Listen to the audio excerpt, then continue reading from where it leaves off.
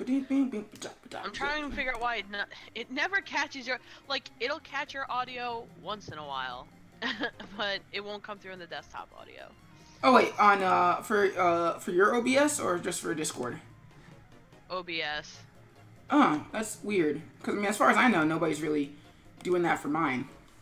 And okay, so Saturday night. We need to change that because it's not the Saturday stream. It is the Wednesday night stream. Why does it say? I actually didn't, and it's funny because I didn't actually record the audio for today's video that's supposed to come out today. So that's dumb.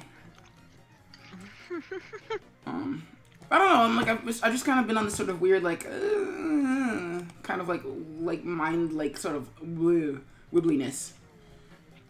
And so yeah, so I haven't been like in the best of frames of mind, which is weird. Okay. Although I did actually swing by Best Buy today and pick up that a 4 terabyte hard drive for $100. I'm guessing it's a SATA? No, a WD something or other. Yeah, it's a SATA. No, SATA's the type of hard drive. Yeah, I mean, I don't know if you see my Twitch stream. I'm holding it up right now. Even I don't know if it can see that I'm online, because I said start streaming. It doesn't say stop streaming, so. I'm on your stream. It says you're offline. Well, let me refresh it. Well, that's what I'm doing too. Yeah. Okay, cool. So I am online now. So I'm holding it up. It's a WD. It's a WD. Wait, I gotta go through your advertisement first. Oh, that's stupid. That's so dumb.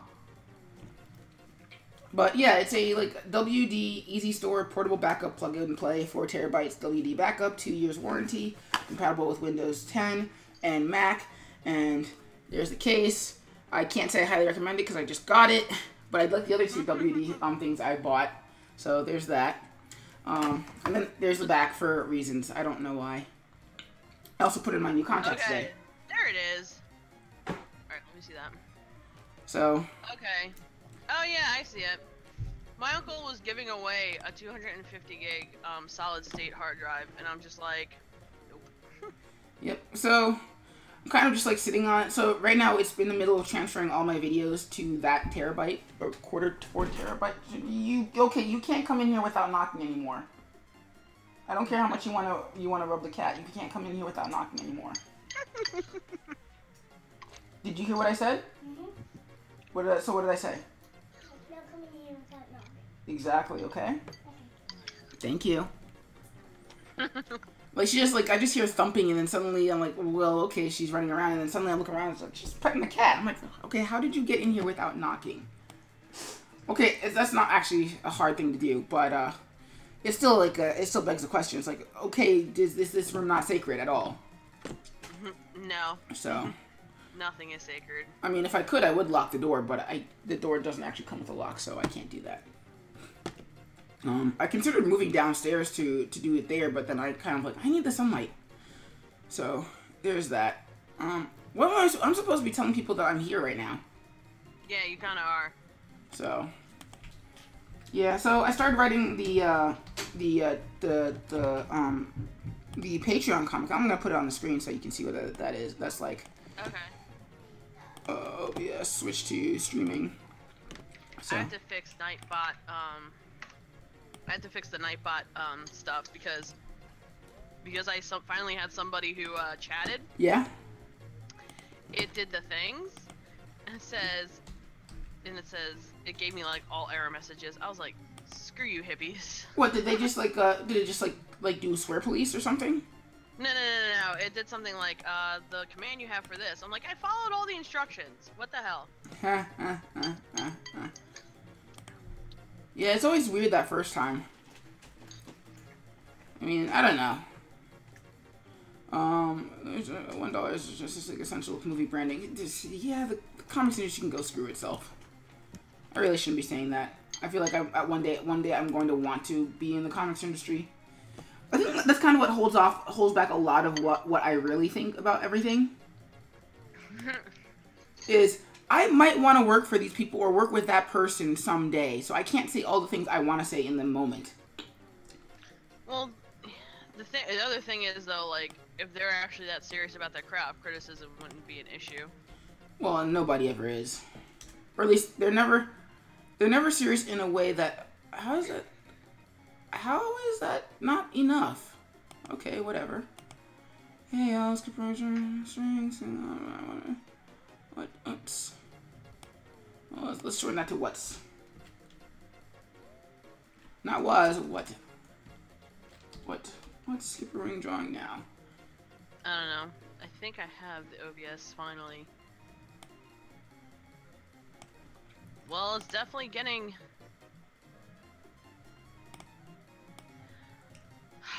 You know what? I might have to run Discord through the whatchamacallit. Through the, I don't know, I can't... the internet. Because it's picking up that stuff. How is your, like, Discord, like, so, like, convoluted? Pardon me, it's not convoluted, it's, I mean, not necessarily, not Discord, but you know what I mean, like, OBS. My like, OBS is not picking it up. I'm like, well...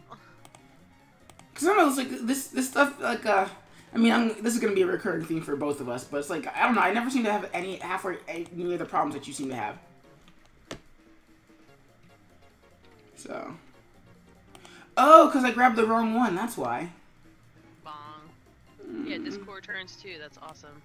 No one cares. Okay, that was weird, so, that's why that was, my brain is just not here today. And retweet. I love how that just loops seamlessly. I mean, you can't hear it, but it's looping like almost perfectly. I might just use that as my warm up, warm up music for like from now on.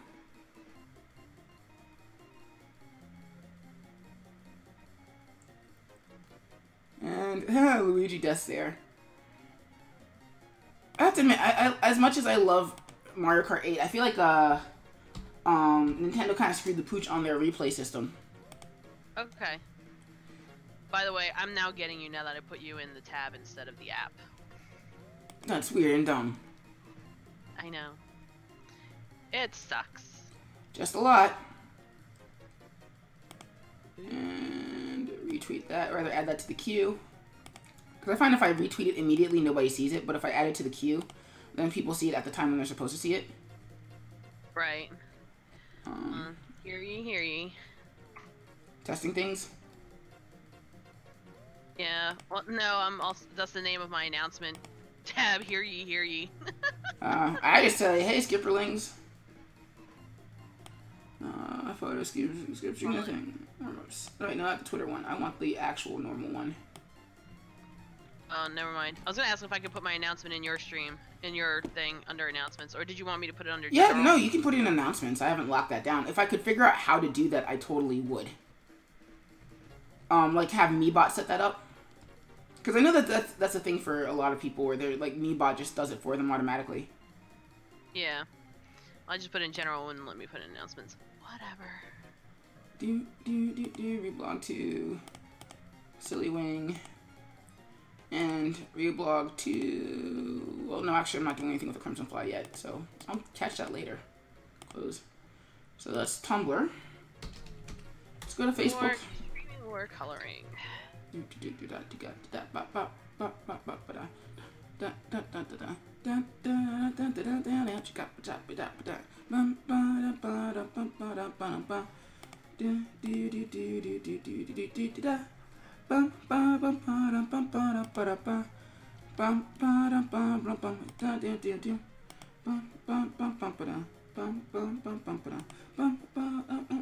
Alright, I'm gonna have to mute this tab.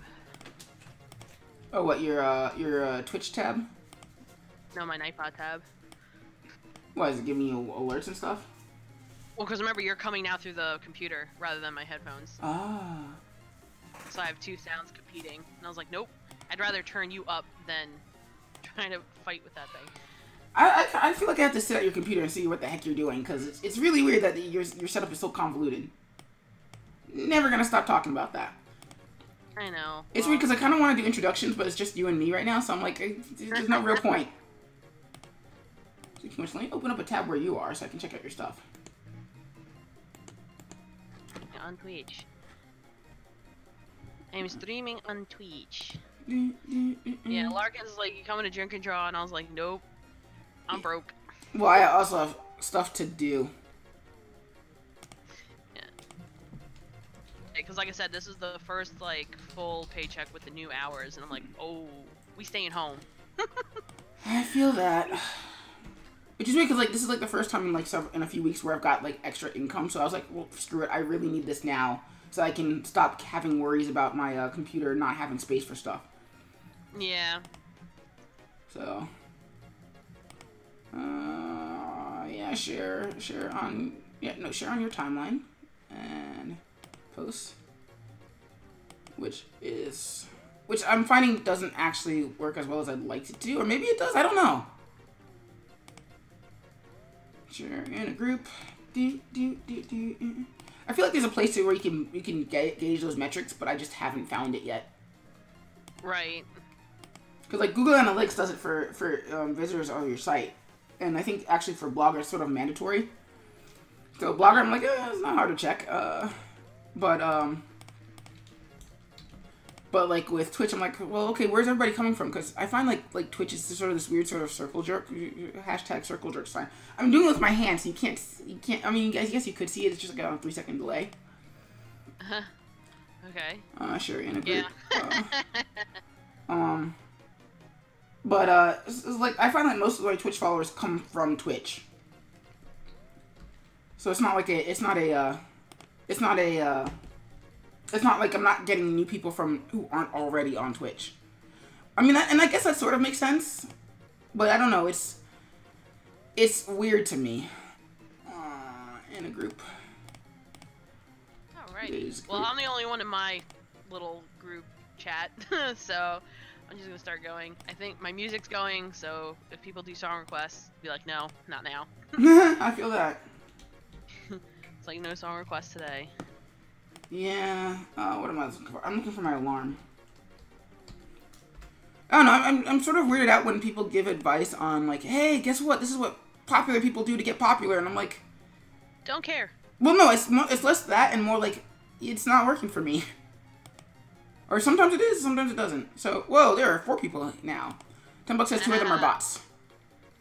Oh, hey, it's 3-second rush. Welcome to the Skip stream. How are you doing tonight? What's up? We're gonna get started in a hot second. Actually, so we have the alarm up. We have the, yeah, 3-second rush rights. I'm familiar with that problem, and they're good for tonight. So I'm glad you're good, because if you were saying this from a hospital building, I'd be very sad and a little bit scared. So, then again, I guess if you're watching from a hospital bed, that's a lot better than oh, this is this person that I know from a place. That so 3-second rush. Hi. They actually announced their actual name, which is cool, and I'm totally cool with that. But of course, I also am very highly paranoid about, you know, sometimes if there was a fight to be picked within the chat, that I'd be like, oh, I don't want people to know your real name or find you via me, because then they would be weird and dumb, and they're really annoying. So yeah, so we have the alarm. Let me switch the music. Also, if you can't hear the music or you can't hear me, please let me know so that I can fix that, because it's always awkward when I'm like working in silence and everybody's like, yeah, there's no music going on. I'm like, why didn't anybody tell me this half an hour ago? Because people are weird. I don't know. That's like a recurring thing, too. Mm-hmm. No one tells you anything. And then you find out 5 minutes later, oh, by the way, your thing was not working. What? Yep.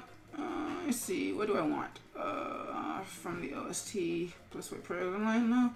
Down in the bass. I just want the Knuckles music, because Knuckles music is cool. I'm sorry. I'm forgetting. No, it's just I forget the name of the level. That's the problem. Like normally I know the name of the song like by heart, but it's like it's been so long since I've like I've whispered it to myself that I just forgot what the song was called.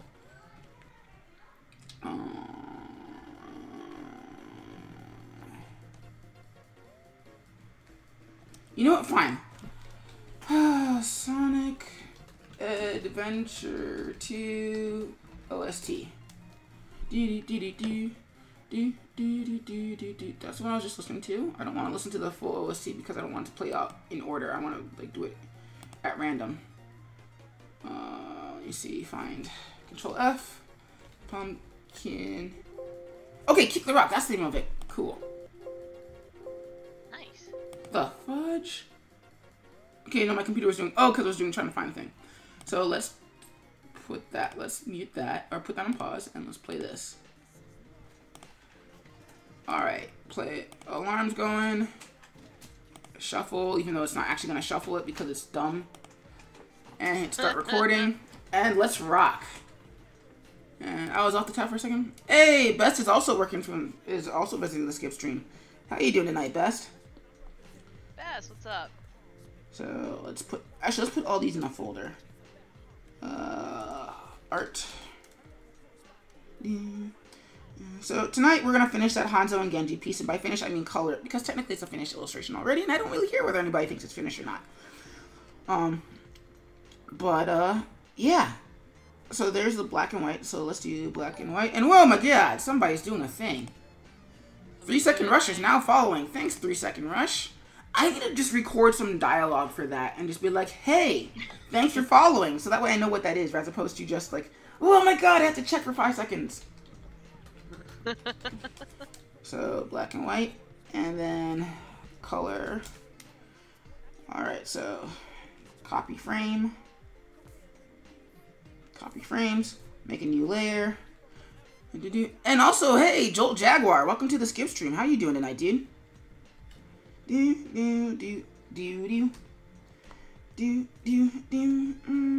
kick the rock. I don't know why I make up lyrics to this, because like it's already got lyrics. It's already got lyrics. I'm trying to ad-lib. Which I'm horrible at, so. Let's see, who do I start with? Let's start with Hanzo, because Hanzo isn't made up of off-white. I mean, seriously, like, Genji relies on the rest of the cast to sort of stand out in terms of colors and stuff. Well, he's a lot of grays, and then a splash of neon green. Which, I get, he's a shout-out to Metal Gear Solid, but you know what? That didn't have a really great color palette either. I mean, I guess that was part of the point, but... Alright, so... Flat colors...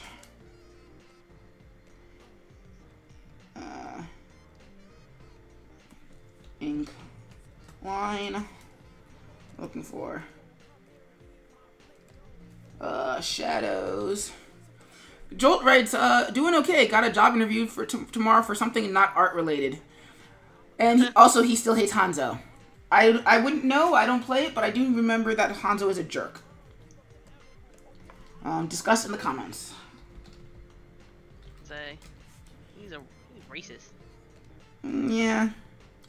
You know what's weird is that the individual parts of this, like without one of the parts, they still work. It's not as strong as it would be like with the combined bit, but they still work. Like if you take out the black shadows, like the drawing still looks cool. Take out the whites, the drawing still looks cool. Take out the ink line, it still looks cool. It's weird. What am I looking for? Flat colors, because we're gonna change some of these things. So. Oh, fuck the Chow Garden. We are not listening to the Chow Garden. Listen to what? The Chow Race. Is that you or me? The Chow Race? Well, no, because I'm listening to the Sonic Adventure OST. Is that your desktop doing that? Well, I'm listening to Panic at the Disco, LA Devotee. Oh, no. I'm talking about, like, the sort of weird alert noise. Like, hey, you can't do that. You can't click that button thing. Or is that my computer doing that? It can't be mine, because I have my computer. My computer's on. Like, I would have heard it. No, it's not doing it. Okay, so it's my computer doing that whenever I click something on... Tonight was good. It was so great. Oh, now they're closing the door. Well, my niece let the cat out. So... Ah, lovely. So lovely. Well, I mean, it's the ongoing struggle of... I know that you guys appreciate me. But, you know, like, I need you to appreciate me on my terms, not your terms. So we're going to hit paint selection, because that's the thing that you can do.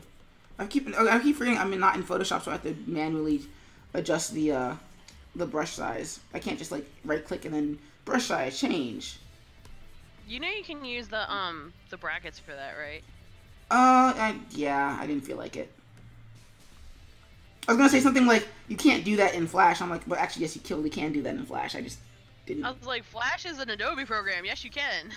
Well, yeah, but you know how like certain hotkeys are unique to certain programs. Like how with Photoshop, if you want to undo something, that's Control Z. But if you want to take a step backwards through your history, you have to do Control Alt Z, which is not the way it is for literally any other program in the Adobe suite, except maybe Illustrator. Right. I don't know, cause so like certain hotkeys don't translate. Like obviously, the F5 and like insert keyframes hotkeys don't work in Photoshop because you know it's not primarily a illustration or rather interactive media program.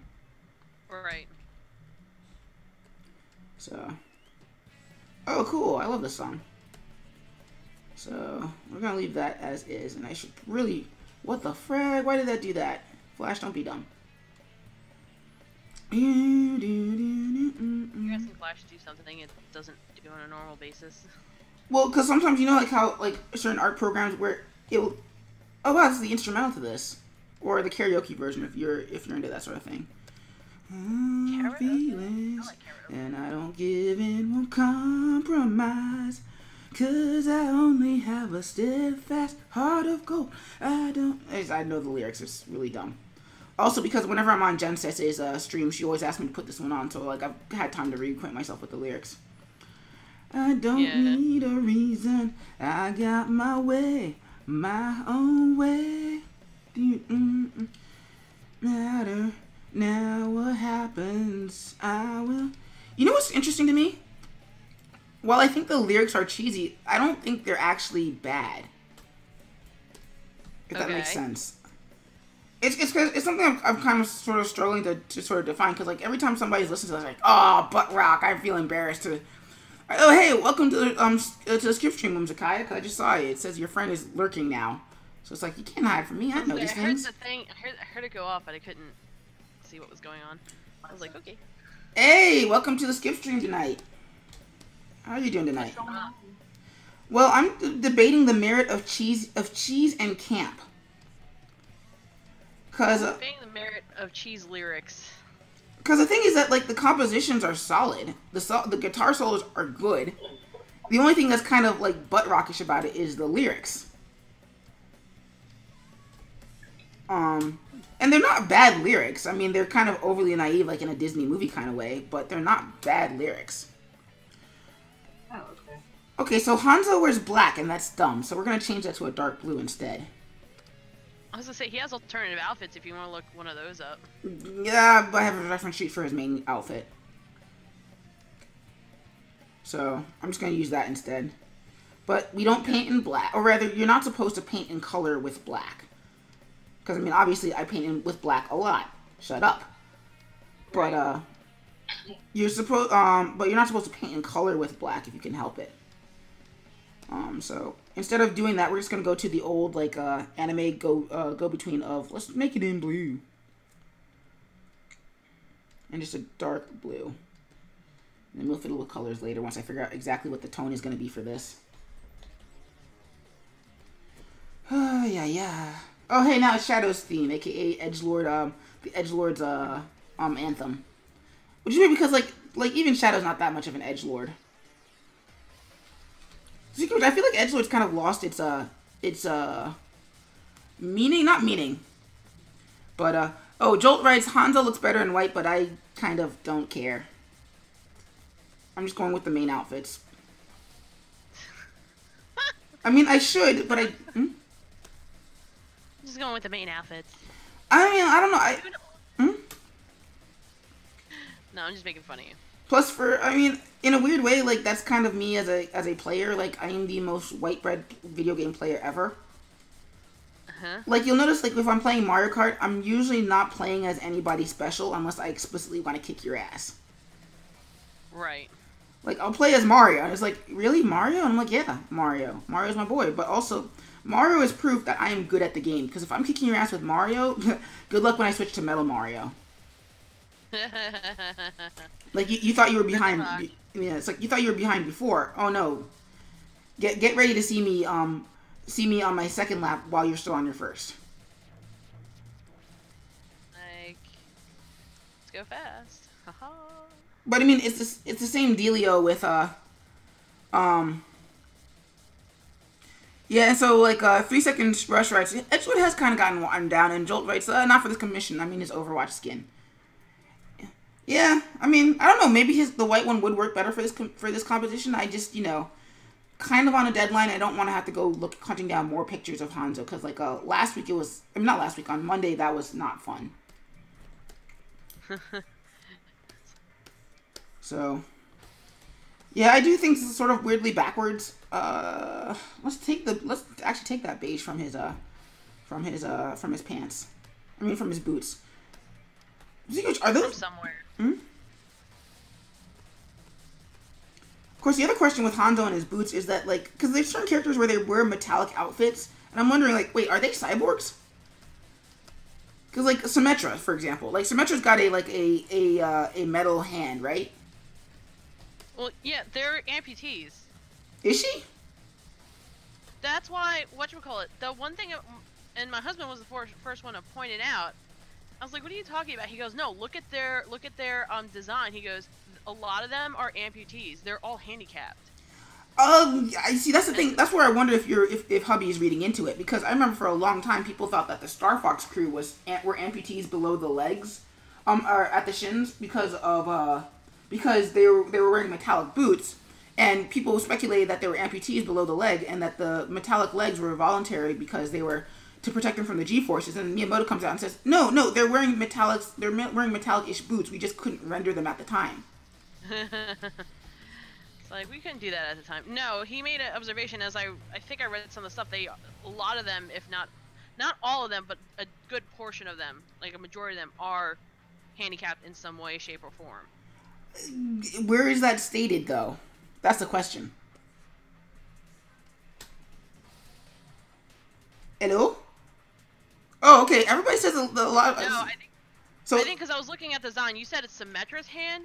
Yeah. I was looking, because someone else's hand, Because Hanzo. Well, because Genji is explicitly handicapped. Like, that's statement. Lost both his legs. Hanzo, he's wearing metallic boots, but the question is, and this is where I get group puddled, and this is where I would probably go to the comics. Like, do we see them in casual wear that suggests that they're not that they're oh yeah, of course, explicitly Torbjorn, because Torbjorn's got the weird like claw hand. But then again, I also don't play a lot or look into a lot of Overwatch, so for all I know, I'm talking out my butt. Let's see. Because like I know because Jolt writes down like a lot of Overwatch characters are amputees, but my question is, where is that stated? It's not. The problem is they're not doing the whole, hey, look, we have, disabled people. They're making you basically think for yourself. Yeah, I don't trust people to think for themselves. Yeah. Sort of like how everybody's like, They're not like, they just came out and said Symmetra is on the autism spectrum recently. Mm-hmm. And it was like, oh, okay. Like, no one knew. No one would know. And it's the same thing like with Tracer. Unless you have autism and you know what signs to look for, pretty much no one knew. Well, and the same deal with like Tracer and being gay. Or bisexual, I don't know. Maybe she had a fling with a dude at some point.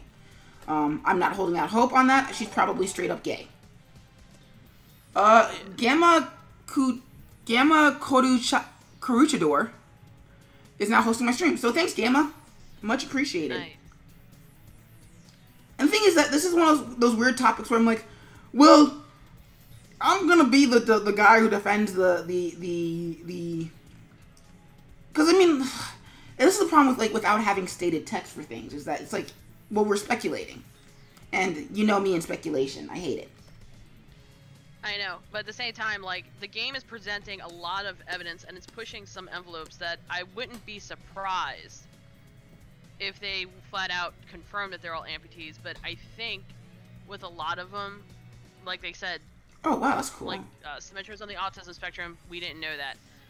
Tracer's gay. That's not something that was stated or Well, and hinted at. and there are things that you wouldn't be able to find out in game too. Yeah. Because like as we talked about like on Monday. Whoa, what the fudge? Gamma raid? What? I'm being raided. When did that happen? You're being raided a lot. Whoa! Oh my god, it's a gamma raid. Whoa, boy. This is why I need to keep the chat open more often, because I was like, oh my god. Whoa. Okay. Hi everybody. Hi. Hi. All these people. Where are all these people coming from? When did that happen? Oh my god, I changed Hanzo's skin tone. All the raids. Whoa. No, sorry everybody. I didn't have the chat open for like half a second, and suddenly it's like, wow, the raid. Oh my god, I'm being raided.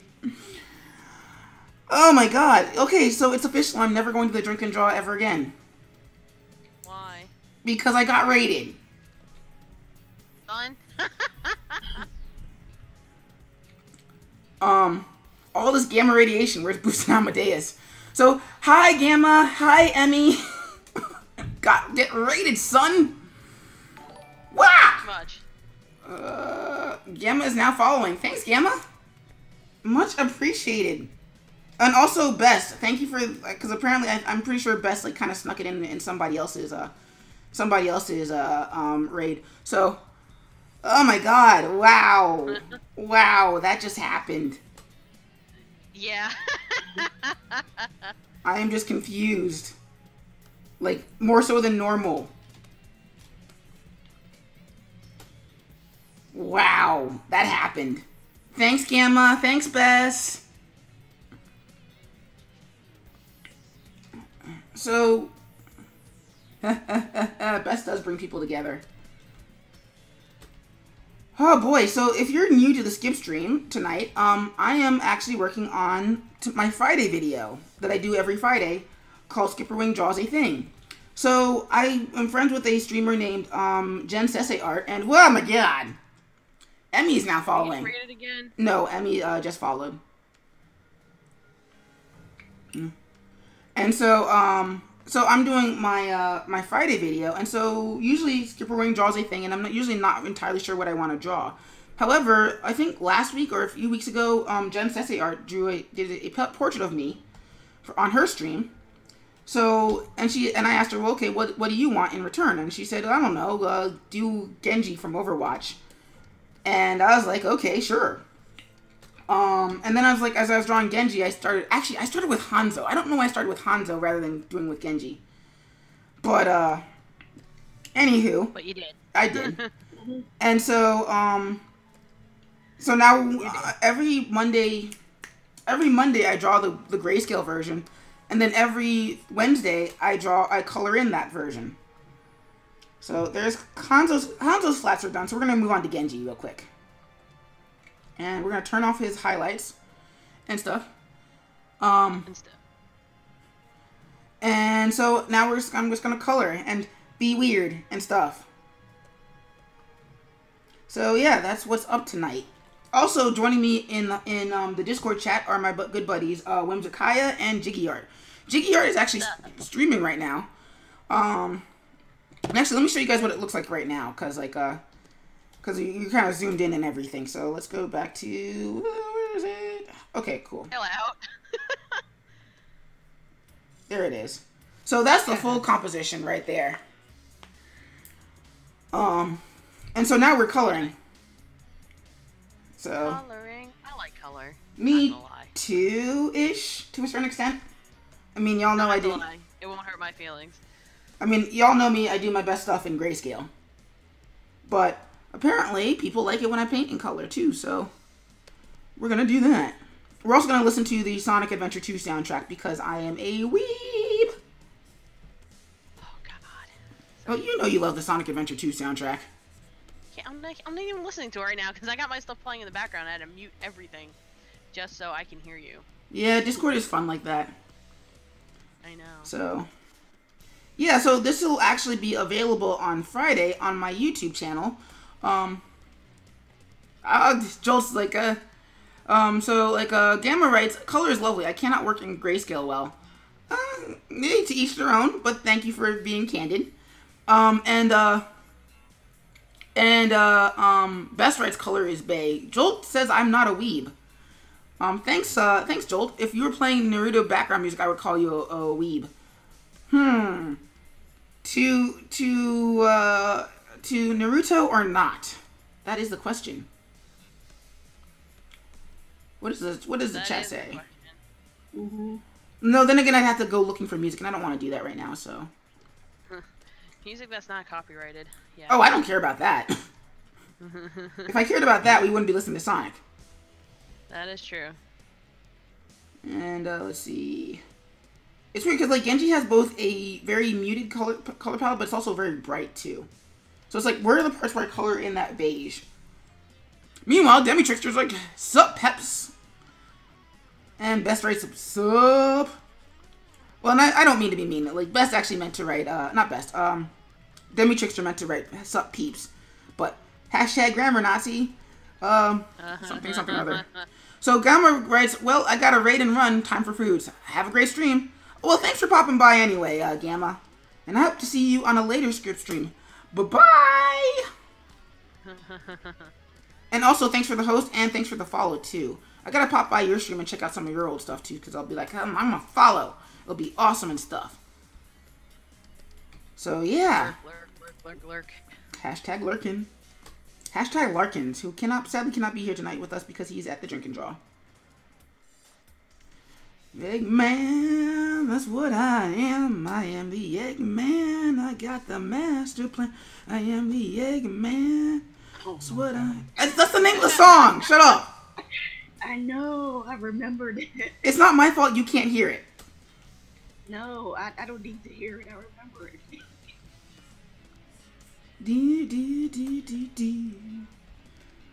Well, it's also not my fault I don't have the dulcet tones of Jiggy Art too, because Very funny. Because then we'd be listening to Hamilton and it would be awesome for like the upteenth time. If I knew the Hamilton track, it'd be fine, but I don't know the Hamilton track, unfortunately. Okay. I does not know Hamiltons. I don't know Hamiltons. And we're also not listening to Chow Karate. Okay, so something's being really weird in my browser. Because it keeps hitting click, click, click, click, click, click, click. It's being dumb. Meanwhile, 3 Second Rush I got Kid Aggro. I'll try to jump back in later. Jump back in a bit. Laters. All right. Well, thanks for popping by. 3 seconds, and we will see you in a little bit. So, let's see what's next. Okay, so Genji's fingers are actually kind of weird. Because they're basically sort of metallic-ish. And Unstable World, Crazy Gadget. Cool, you gonna play the song? It's gonna be dumb. Why is it gonna be dumb? Oh, hey, it's not dumb anymore. It's dumb. It's not dumb. It's Schrodinger's dumb. What? Yes, it really is Schrodinger's dumb. Beware of Schrodinger's dumb. It strikes when you least expect it. And sometimes gets elected to president. Oh, God. Yeah, I went there. I was gonna say, I watched the congressional hearings this afternoon. What I tell my friend, it was every question was not answered. And if it was answered with, I can neither confirm or deny, with a side of, I'm gonna stick to my previous answer. Well, you know what's weird about that is that I feel like that's just like politics in general in a nutshell, because every time I listen to a interview on the radio, nobody ever actually answers the question being asked of them. No, but at the same time, like I said, and this will be the last I speak of it because I know it's a late night weekday, and the thing is, you're talking about a congressional hearing about something extremely serious that the American people have pretty much been waiting for the last month and a half with bated breath for a straight up answer, and all they got today was he is supposed to testify tomorrow, and people are like, can we please get a yes or no, or like, because all we have so far is just leaked documents, audio, hearsay. Can we just have somebody confirm something so we can like move on with our lives? Which they never will. But that's something for later because that's not something I mean, it is something I want to talk about, but that's personal business, and I honestly don't know who is what in the stream and whether anybody actually wants to talk about that. So, back to Overwatch. What's everybody's favorite character? Didn't want to do that. That's no race. I didn't want to race. I wasn't aware I didn't want to race with an Overwatch character. No. There's no eraser, but there's a tracer. Ho ho! Hashtag lame jiggy puns. Hey, I use Lucio. I love Lucio. Well, here's something I want. Oh, my fudge lord! I did not mean to do that. That's great. But of course, here's the question: not who is your main? Who is your favorite character? And if that's one of the same, that's okay. That's totally cool. But actual favorites. Like my actual favorite?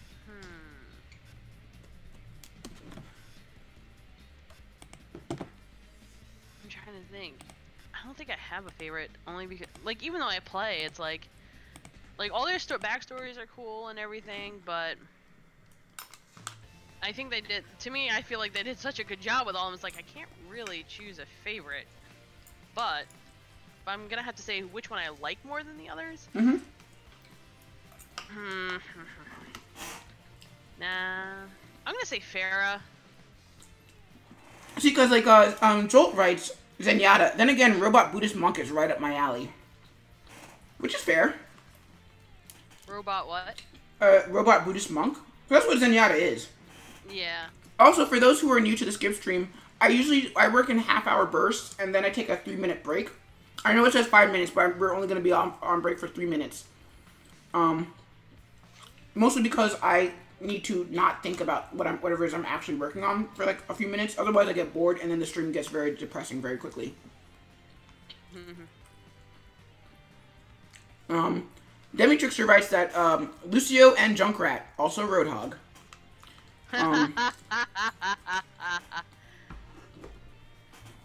That's awesome. So I don't know, me from purely a design perspective, Genji followed by Lucio. But that's just from a design perspective. I don't play the game, so that's why I was like, okay. Junkrat's pretty funny. Like I'll give it, like, yeah, I could, like, he's a fan favorite because he's funny as hell. Also another amputee. Because he's got a peg leg. He's got a peg leg. But at the same time, he's funny because he, like, all his animations for him are, like, oh god, it's funny. It's like him blowing himself up. Some of the stuff he says is, like, hilarious. And if you play, like, for those of you that haven't played, if you play certain players in the game together, they either fight or they're cordial with each other. Mm-hmm. So, like, May, and you have a Junkrat on your team, or vice versa, or whatever, like, they'll have a dialogue with each other, and May's pretty much saying, "You disgust me, go away." So yeah, here's somebody claiming that Farah is an amputee. She is. I believe she was confirmed, but I would have to find that. Well, that's the thing. Like, I put it in Google, and there are no straight up actual comics about it. I mean, comments on it. Right. Like somebody's actually put out a comic, or rather an imager thing showing all her limbs, and they're like, yeah, see, these are actual examples. And I'm like, you're looking at stylistic choice, buddy. You're kind of speculating. Well, the other thing is you have to go by, like, the only reason I'm thinking Hanzo, or I'm pretty sure Hanzo is a double leg amputee, because I'm like, there's no way he has feet that small to fit in those shoes. Like, looking at the rest of his body and then looking at his design, I'm like, there's no way. Because that's the other thing that's kind of, like, making me question is their designs. Mm-hmm. If those are their real limbs, there is a problem. They have they're either emaciated or what. But you're also looking at characters who are pretty heavily influenced by Pixar stylization, so there's that too. Yeah. Because I mean, like to on something like completely random, like, well, no, not studio mode. I don't want to go studio mode. Because by that logic, like, there's a lot of characters where it's like, yeah, logic dictates that there's no such thing as a blue hedgehog. So, it's weird, and I probably should just let that go for the time being, because I know that they're going to confirm one way or the other for the other characters. Like, they will. And honestly, I hope I'm wrong. I hope that they... Wow, this is about to sound really bad coming out of my mouth. I hope that they are amputees. Yeah, well, someone said Lucio has prosthetic legs. They make robot noises when they move. Yeah, but so does Iron Man. Reaper is a psychopath. No kidding. Well, honestly, I wouldn't be surprised if Reaper is actually an amputee either, for that matter. No, and then someone corrected. Never mind, someone already corrected him. Yeah, no, they're tech he stole. Duh. So. Like I said, Hanzo, I'm pretty sure is the double leg amputee. So. But until they come out and say something, I'm like, okay. Yeah, because like you know me, speculation is useless. Yeah. I don't know. I feel like it's weird. In specific circles, it should be fine. But where we are with the internet right now, it's really not. It really isn't what it should be, in terms of speculation. Right. Like that really, really dumb theory that like, what if Bruce Wayne was also the Joker and also murdered his own parents? At what 8 years old? I don't think so. Well, no. Basically, this Bruce Wayne would be one who'd gone back in time, to do both of those things. Like okay. At the end of his journey, he just like mentally broke, and then went back in time to do both of those things. I'm like, that's really dumb. You're reaching. It's like you're stretching there a bit, buddy. I heard that one too. It's like, no, that makes no sense. Well, not only that, but actually DC confirmed what Bruce Wayne would do if he did go back in time to save his parents. Like, he would go back and save his parents every single time. Mm-hmm. He would never let it just play out. Back in the 60s, they did a comic where what if Batman and Robin went back in time and had the opportunity to prevent the death of the Waynes, and Batman and Robin decide, and how they get out of it is that it's an alternate Bruce Wayne from an alternate timeline where Batman came back and saved his parents. Right. Mm-hmm. So they're like, well, this will have no effect on you. You'll still have to be Batman when you go back. Will you still save this kid's parent? Will you still let this kid's parents die so he can become Batman? And Bruce is like, no, I will. I know that Batman is good for the greater good, but this is still a kid's parents who don't need to die.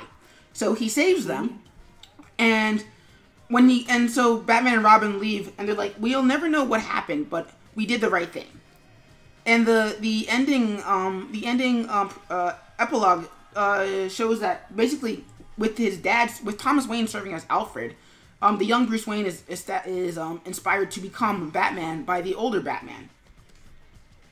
So that's one take on it. Then I think in the mid-2000s, they wrote a story with Batman and Superman where they go back in time. Uh-huh. And so right before, because there's a villain who goes back in time to murder Bruce Wayne so that before he ever becomes Batman and becomes the most important thing in the DC universe according to the fans. Okay. And so what he does is, shoot, I'm on the wrong layer. Oh, that's the Hanzo layer. layer. When that happens? That's the Hanzo layer. Let's go to the Genji layer. Uh-oh. Oh boy. Well, it's all good. I didn't like the Hanzo layer. Rather, the Genji layer is underneath the Hanzo layer is underneath the Genji layer. This is how much I don't care about these characters. They're brothers, and I can't tell them apart. They're not even identical brothers either. They're brothers.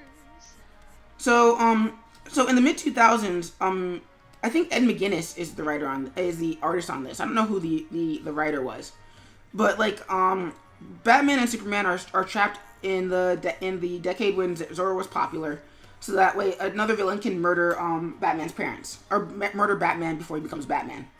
Right. So like they foil the robber. They foil the assassination attempt, and Batman's like, well, wait, I can save my parents. And Superman's like, yo, dude, no.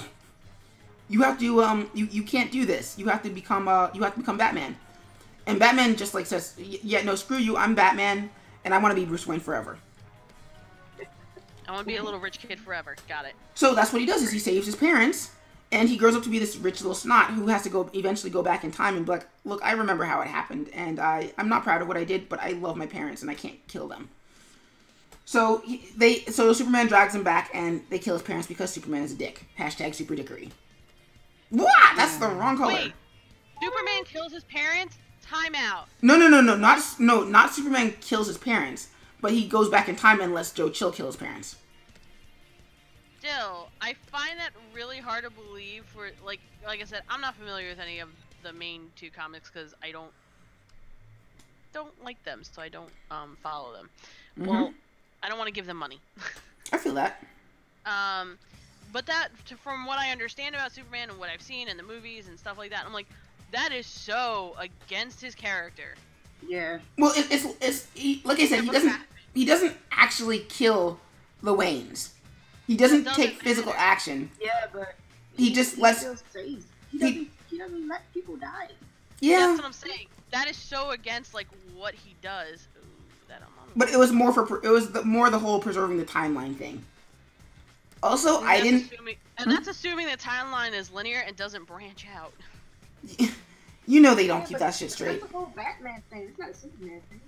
Well, it was a crossover comic, but again, I didn't write this. So this is how I'm gonna weasel my way out of defending it. I didn't write it. Oh no, you're not defending it. I'm just surprised that they actually. Why? What happened? You just kind of died there for a second. That would have been awkward. I would have had to take over your stream.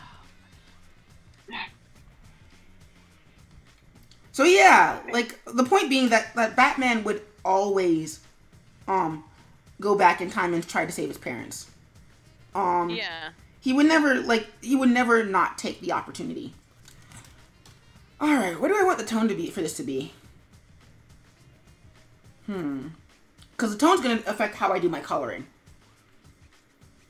Right. Jolt writes, all this talk about multiverses has me thinking about BioShock Infinite, LOL. Oh my god. Also, I played that game. BioShock Infinite can go screw itself. BioShock Infinite. Holy crap. That is a super fudge. Like, you want to talk about quantum physics and, timelines and jumping through stuff? Yeah, that's your game right there. That is your game. I mean, I don't know. I feel like the problem I have with multiverses is that by the time you get to writing multiverses and alternate timelines, your stuff is usually so convoluted that that you can never make a consistent set of rules. Right. And that's always what bugs me the most about that. Like, Doctor Who is my favorite example of this. And even though, because, everybody knows Doctor Who, this time travel is not actually about time travel. It's basically saying, hey, here's a cool place where we can put this story. Like, it doesn't really matter, that it can travel in time and space, or the rules of time travel are not consistent, because it's not about the time travel. It's about, here's this wacky, cool idea that we want to explore with Doctor Who. Okay. What do I want the tone for this to be? Let's go to YouTube and see what a regular match looks like. Also, do I want this to be day or night? That's the other question. What? Because I'm trying to figure out how my color is gonna work. Why? Because you have a lot of shade and light? Yeah. Well, even daylight hours, it doesn't really matter. In terms of lighting. Like, you can justify anything through color. Hanzo versus Genji. I don't want a rap battle. Who did that? That's dumb.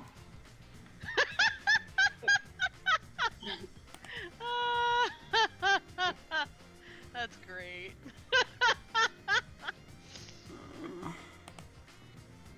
Rap battles of history. There will be no rap battle. Well, it's more like it's like with Best writes most maps take place during the day. Lijiang Tower, Dorado, King's Row, all names that I'm not really familiar with, other than they're probably stages in Overwatch. Yes, they are. Don't forget, guys, I haven't played it. And I also have no intention of playing it.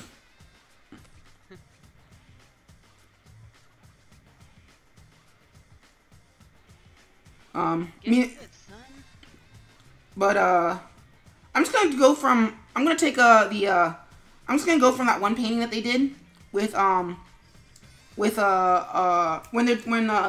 Hanzo's telling the story of the twin dragons. And I'm just gonna do that. So basically, in the style of a woodcut painting. And I say woodcut because it's not actually. I'm using the term wrong, and I don't care. I mean, I actually do kind of care, but that's not the point. Block print? Yeah. It's okay. The etching. Like I said, my knowledge can't. Yeah. Yeah. Like my knowledge can't really expand everywhere as much as it probably should as a college professor.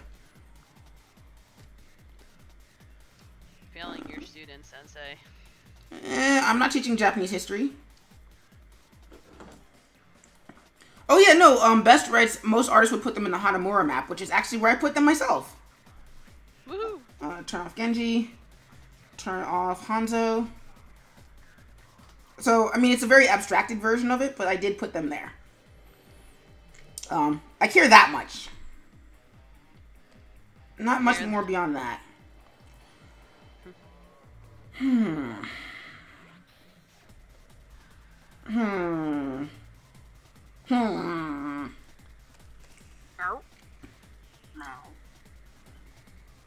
So I have their flats. Yeah, I'm just. There's a lot of hemming and hawing.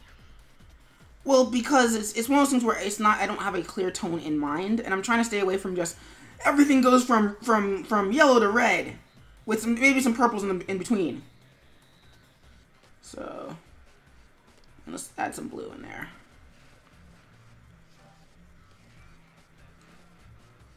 Yeah, there we go.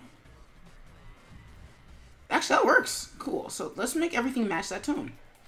As soon as I figure out how the... Oh boy, that's big. So let's shrink that down a little bit. Ah.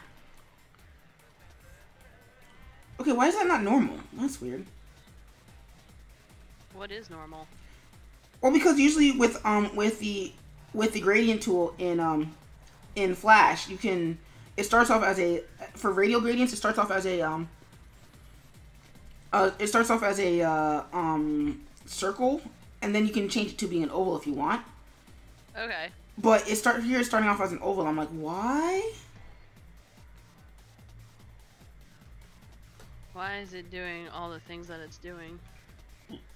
Well, also, I think I'm zoomed out as much as this will allow. Let's see, 5%. Okay, it'll zoom out further.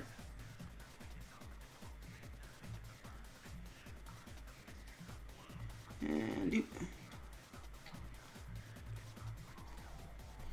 but yeah, I don't know. So yeah, we're gonna go from yellow to blue to green. Okay. If it makes you happy. Well, it won't, but it'll come out. There's a philosophy from an anime called Shaman King that I like to use. Oh wow, that's. I know, right? I was like, holy crap. I'm just glad I'm not the only one who gets that.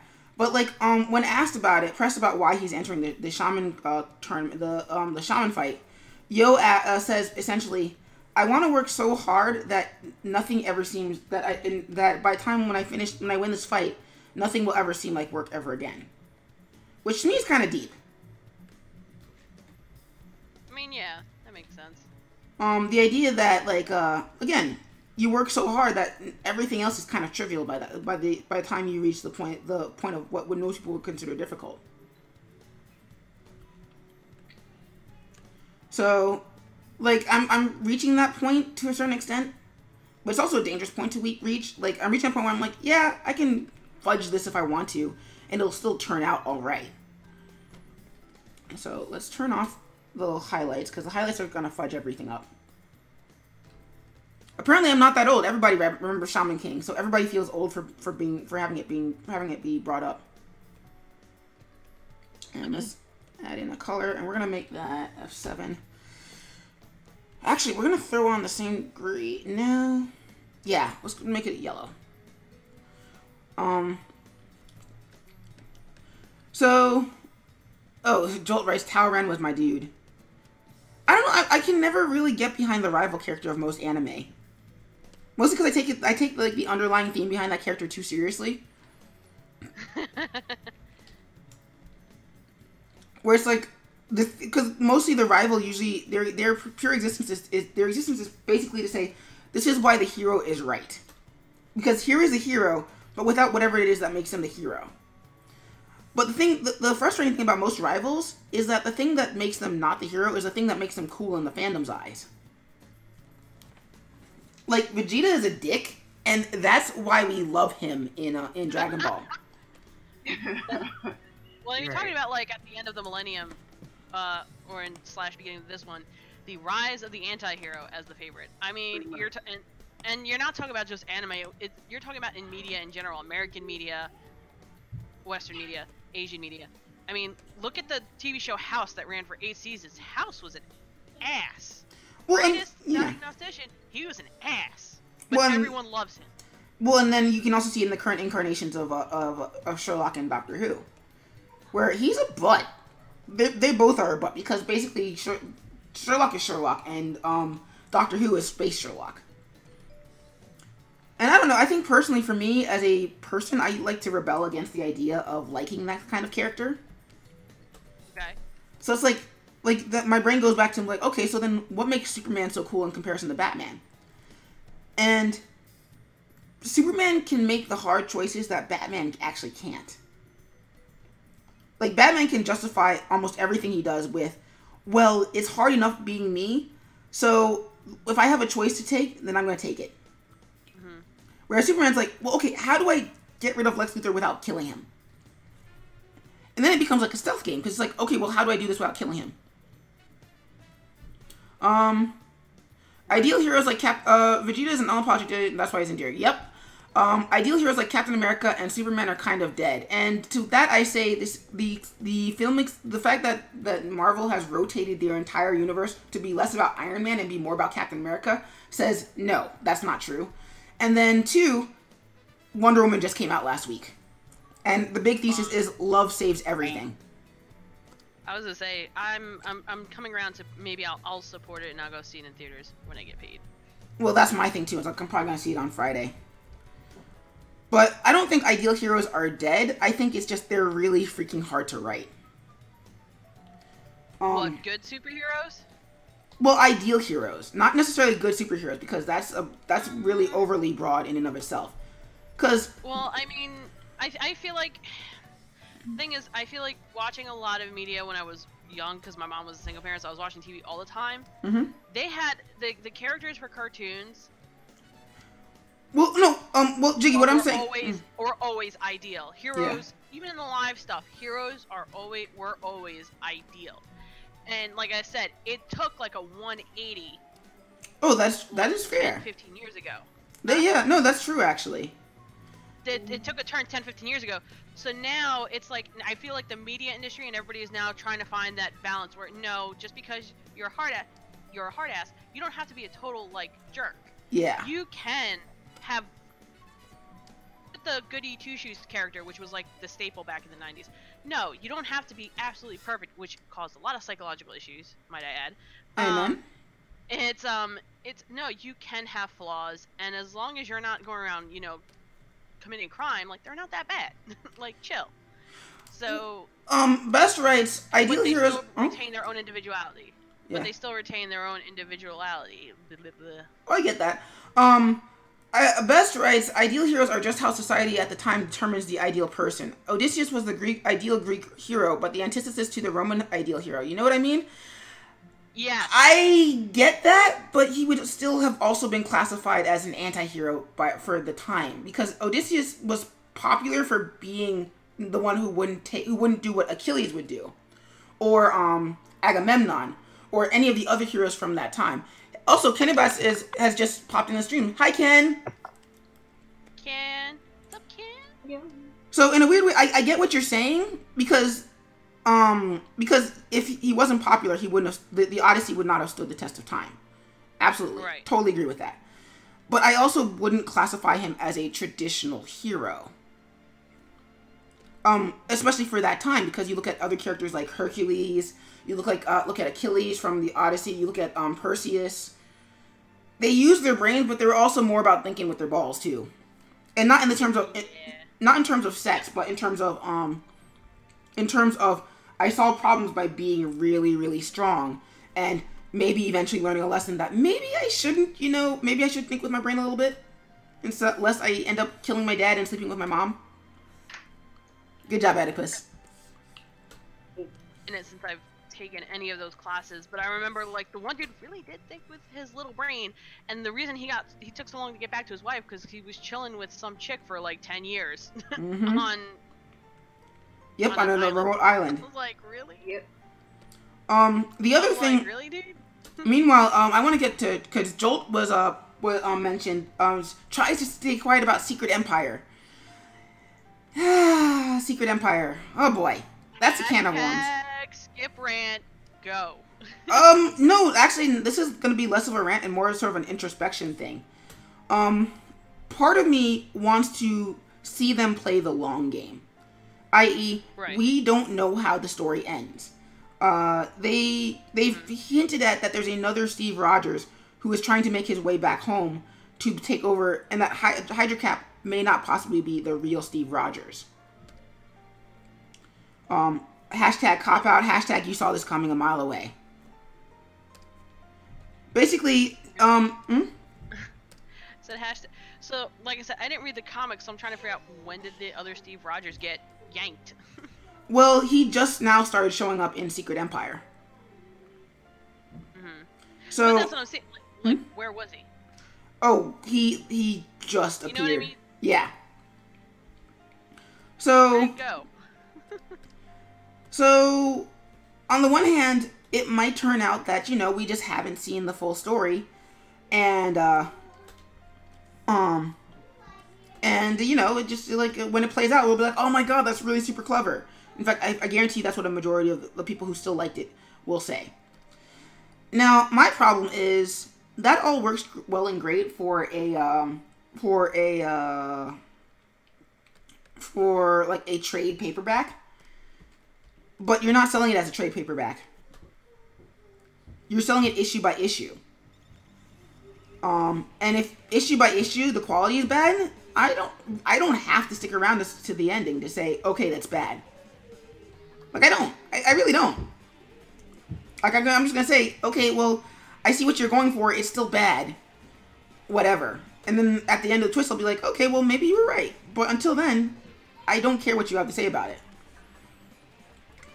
So it's a weird angle because it's not done, but on the flip side, I do reserve the right to call you out on the crap that you're writing. And whether or not I was gonna say, like the big thing. What the heck is going on with this, right? The big thing was like when they introduced Hydra Cap, quote unquote fake Cap. It's no. How to phrase. Hashtag how to phrase. How to phrase. You have to explain what and if someone knows in your stream, like, please say something. But like the whole point was that, oh, this is a fake Cap and blah blah blah. Well, how did the real Cap get not bombed off? And when did they have time to replace it with this fake without anybody noticing? Which is actually becoming an increasing problem in comics. That is, oh, because comics. I'm like, no, the other guys, the earlier times, they made an attempt to try and explain this. You don't get an out just because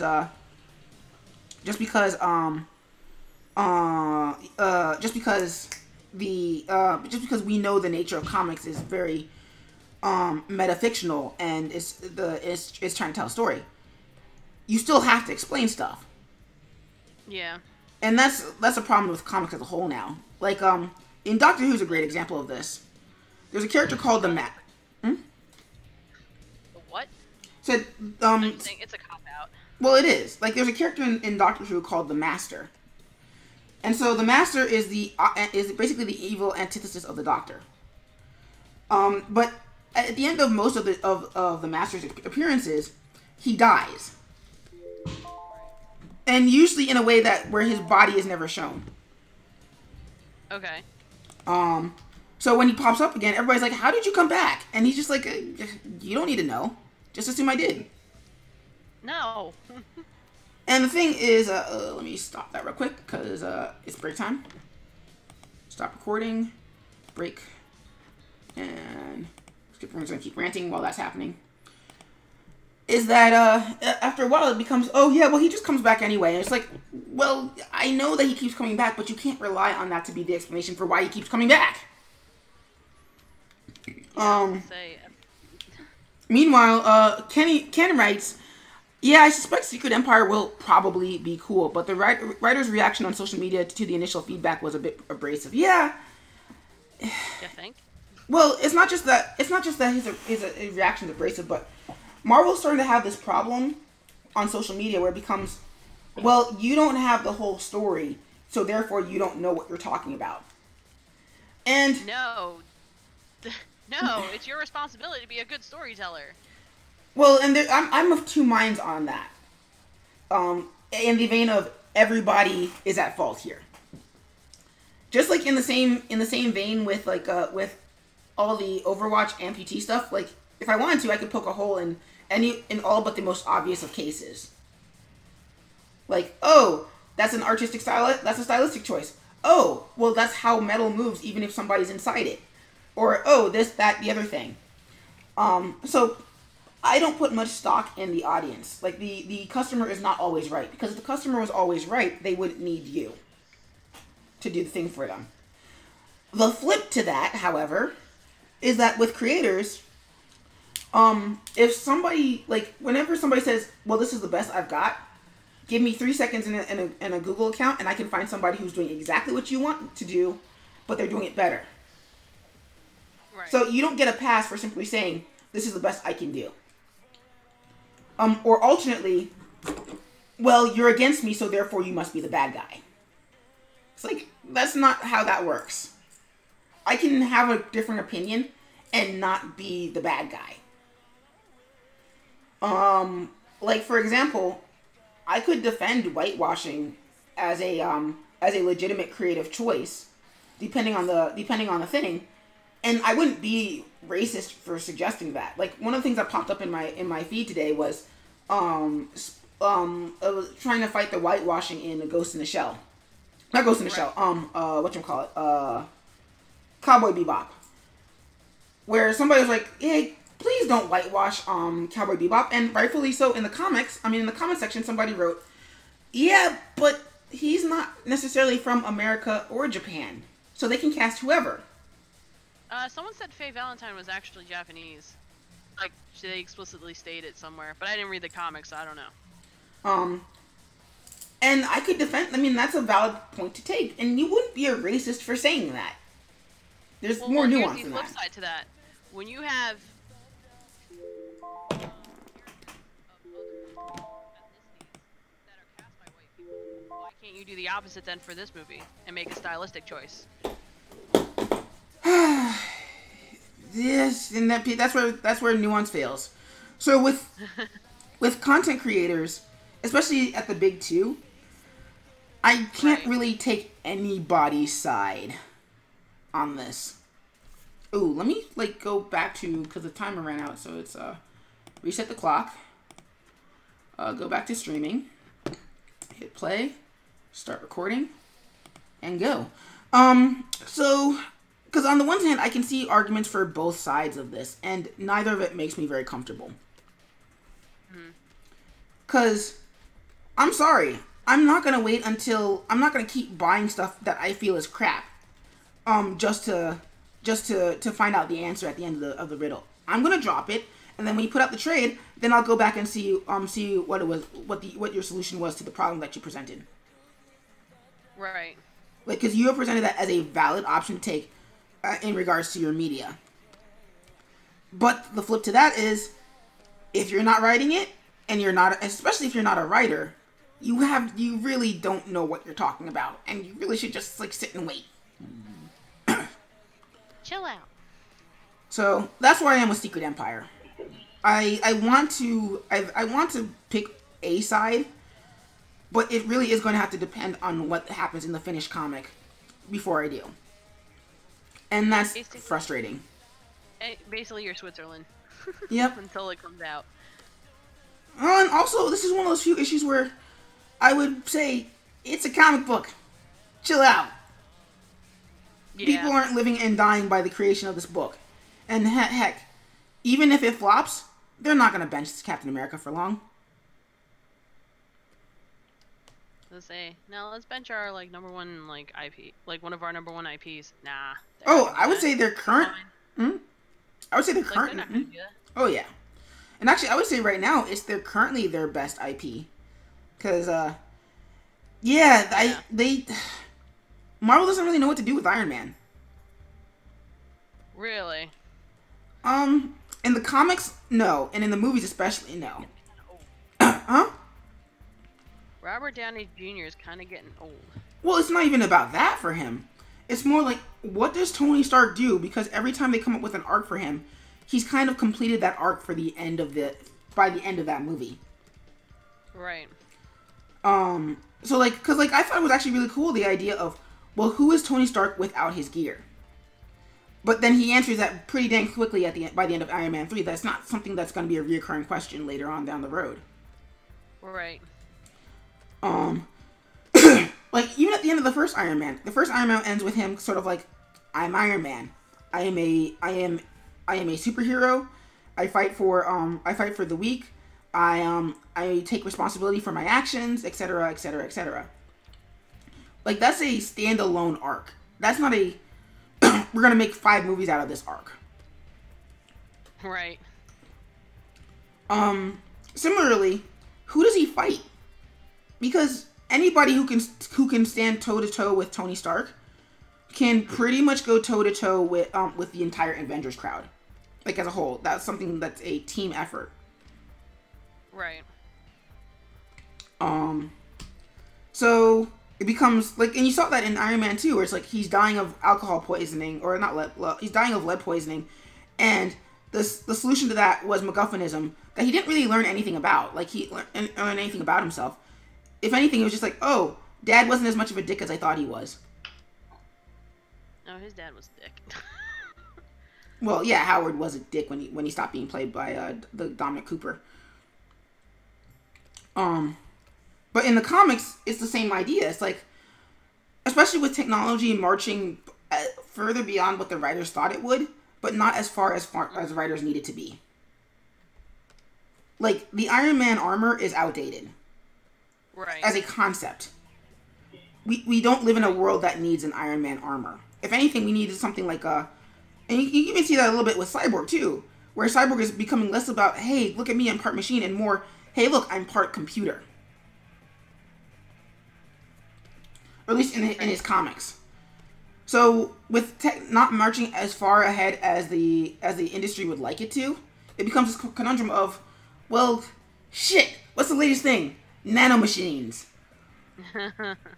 And then, like, 5 years later, yeah, nanomachines didn't go where we thought they were gonna go. Cough, cough, wink, wink, hashtag Metal Gear. Metal Gear. Now, I mean, like, you remember Metal Gear Solid 4. Where everything was... Well, you've heard the meme of lol nanomachines for Metal Gear Solid 4, right? Yeah. I.e. the idea that everything in the series was either parasites or nanomachines. And it was only parasites because nanomachines didn't exist in the 60s. So, Iron Man can't go as far as the creators would want him to, but he can't stay where he is. And so I think, like, rebranding it with Riri Williams as Iron Man was a good move, but at the same time, and this is me personally, there's nothing really compelling to me about Riri Williams other than, oh my god, everybody likes her for reasons.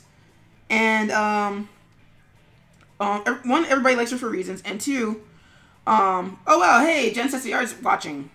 Hey Jen, you should totally jump in the Discord.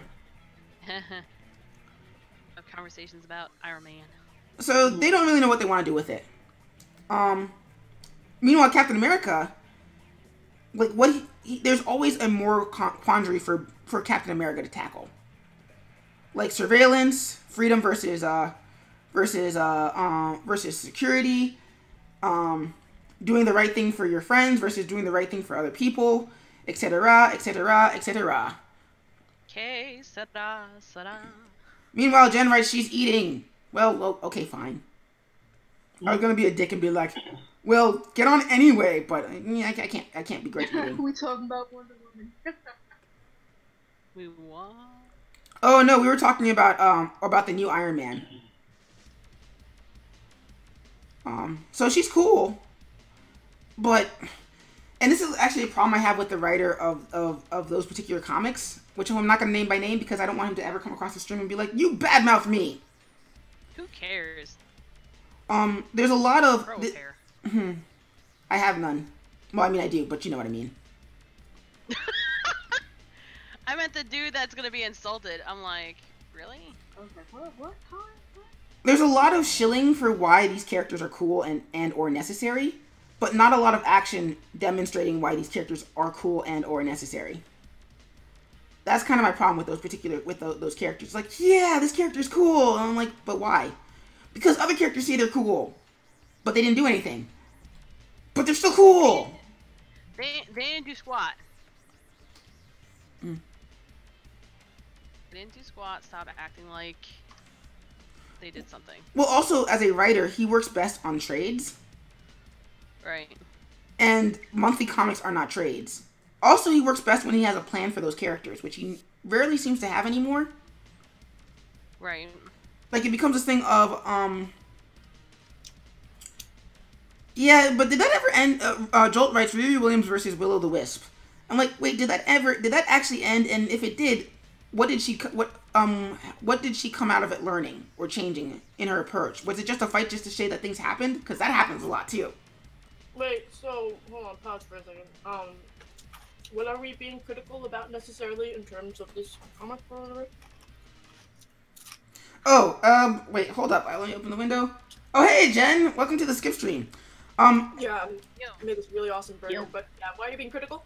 I honestly forgot because we went on a tangent and then, like, spun even further down the rabbit hole.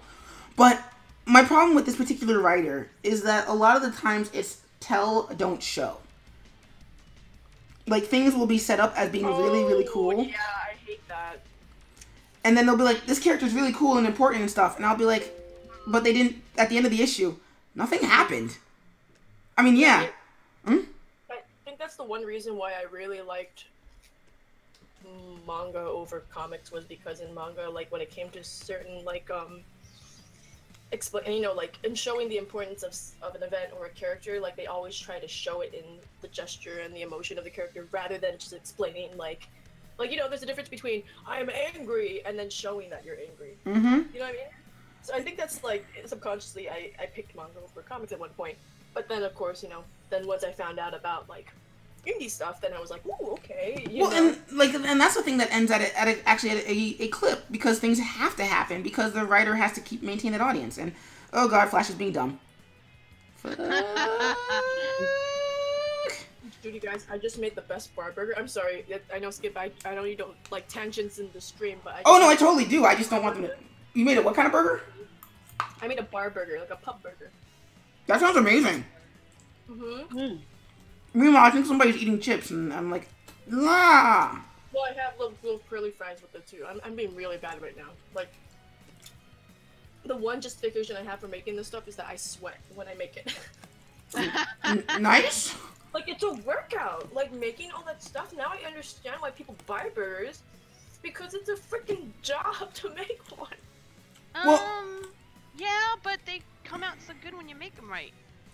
Well, it's also... I meant, like, as in, like, it's not... I'm sorry, I didn't mean that in a negative way. I meant, like, as in, like, it's a workout, and it's also, like, man, now I see why people really hone their craft when it comes to making burgers. But then when you do it right, it's awesome. And, the fruits of your labor are fulfilled. I feel that. I did not mean to shame fire cooks in any way when I said that. Just putting it out there. I appreciate the working man. Mm-hmm. Hashtag loves cooking burgers now that he perfected it actually recently. Oh no! For the longest time, if you were ever at my house in the morning, I'm like, "You want an omelet?" I'm like, "No, I'm egg intolerant. I don't care. I make the best omelets. You're gonna eat one. Damn it! I do make the best omelets. They are amazing." Can't force an egg allergy on someone. Sure I can, totally. No, you cannot. That's not how it works. That's how not a lot of things work, but you know what? It happened. Oh my goodness. Um, Continue your criticism. There's nothing wrong with being critical of others. Heck, like if someone told me, "Hey, you know, I want to talk to you about your work," and they gave me like the pros and the cons and the things to work on, I'd be like, "Great." Well, you know, like no one's gonna like everything. Well, it depends on the person, and also depends on if they're asking for the criticism in the first place too. Yeah, that's true. Cause like I did that one time to somebody where they're like, "Hey, check out my new demo reel," and then I went into this super list of criticisms, and they're like, "That wasn't what this was for. You're an asshole." Mm. And I was like, "Oh," and at first I was like, "Well, I'm going to defend my opinion to that because I'm not an asshole." And I was like, after a while, I was like, "No, they were right. That was a dickish thing to do." Well, also, like, then there's the other way around. I did this one time, actually, where I complimented somebody. Mm-hmm. This was at a short workshop that I was taking for, like, 6 weeks. So it's a short thing. Mm-hmm. And the guy drew the model in a really funny and crude way. Mm-hmm. And I came up to him.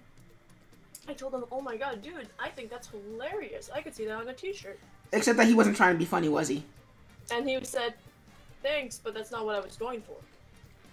And I was just like, okay, well, I mean, I took that as, like, you know, a pretty hilarious, like, awesome, and he drew this in a really crude and cartoony way. I mean, like, I don't know what the hell he was going for, but that's how I read it and perceived it as the viewer.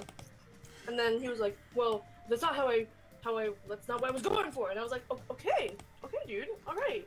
Okay, mister, I wear a Naughty Dog t-shirt, and and you apparently work for them. Okay, industry job man, okay. Of course, right, I'll stop. Of course, the question then becomes, if that's not how you intended, then you failed. And I just walked away. I was just like, okay, you know what? I compliment you. That's it. Fine, don't take the damn compliment. Mm-hmm. Or he could have been at least more gracious about it in terms of like, he got angry. Like, if I intended, like, I think it happened to me once. Someone took it the wrong, like, someone interpreted it wrong, or as Skip says, didn't do it right. And I was like, I looked at them like, oh my god. Well, they saw my face and they were like, oh my god, I'm so sorry. I'm like, no, you just helped me out with something. It's all good. And I just went back and you just helped me out with something. It's all good. Yeah, I'm just gonna need a little bit of mood lighting on this. That's pretty funny. Oh, Skip, by the way. What's up? No, you're not the one who told me to watch it, but everyone keeps telling me to watch Moonlight. Oh, the Black Gay Dude movie? Yeah, and then it's on Amazon Prime for free, Yeah. so I'm like, I have to watch it now. Well, you don't have to watch it. I spoiler alert, I still haven't. Two people have told me I have to watch Moonlight. And when two people tell me to watch a movie, that's like saying something. The universe is telling you to do the thing.